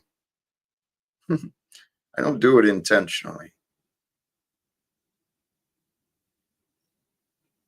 People get intimidated by me as well. I think what we're seeing is, well,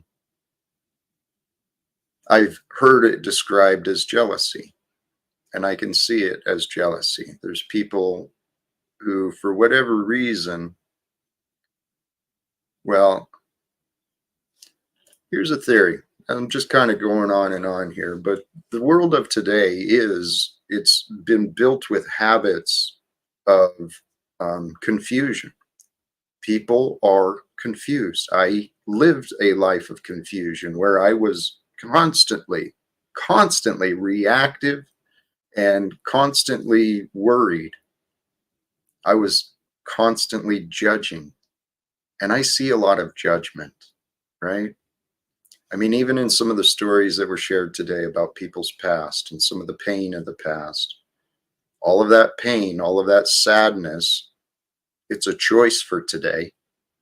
Okay, all of the pain and all of the sadness that we want to carry around from the past as our excuse for anger, and everybody just needs to accept it because I've lived a tough life. That's what the world is doing, and it's insane. The time for joy is in the present. When I click go live, when I start these streams, I'm hoping to share some time, and I'm hoping I can enjoy it too. You know, people came to show themselves off, and they, you know, Lou seemed to have fun.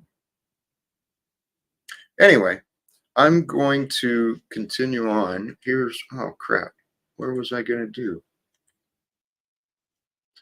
Well, tell you what, I know he's starting soon. For those interested, Illumitami is starting soon. He's got a live stream tonight, apparently with me. Jacking Off is the title. Antichrist panel tard with my face. So, you know, for those interested, the link is dropped. Otherwise, have a beautiful evening. Brothers and sisters, thank you again. Sincerely, all who tuned in, all who joined the panel, the chat, and all who may tune in at a later time. Sincerely, blessings to you. I appreciate you. I hope you'll join in again in the future. See what happens on the next stream, in the next time, and Till next time, thank you again. Choose love, peace for everyone, and live without fear. God bless us all. Oops.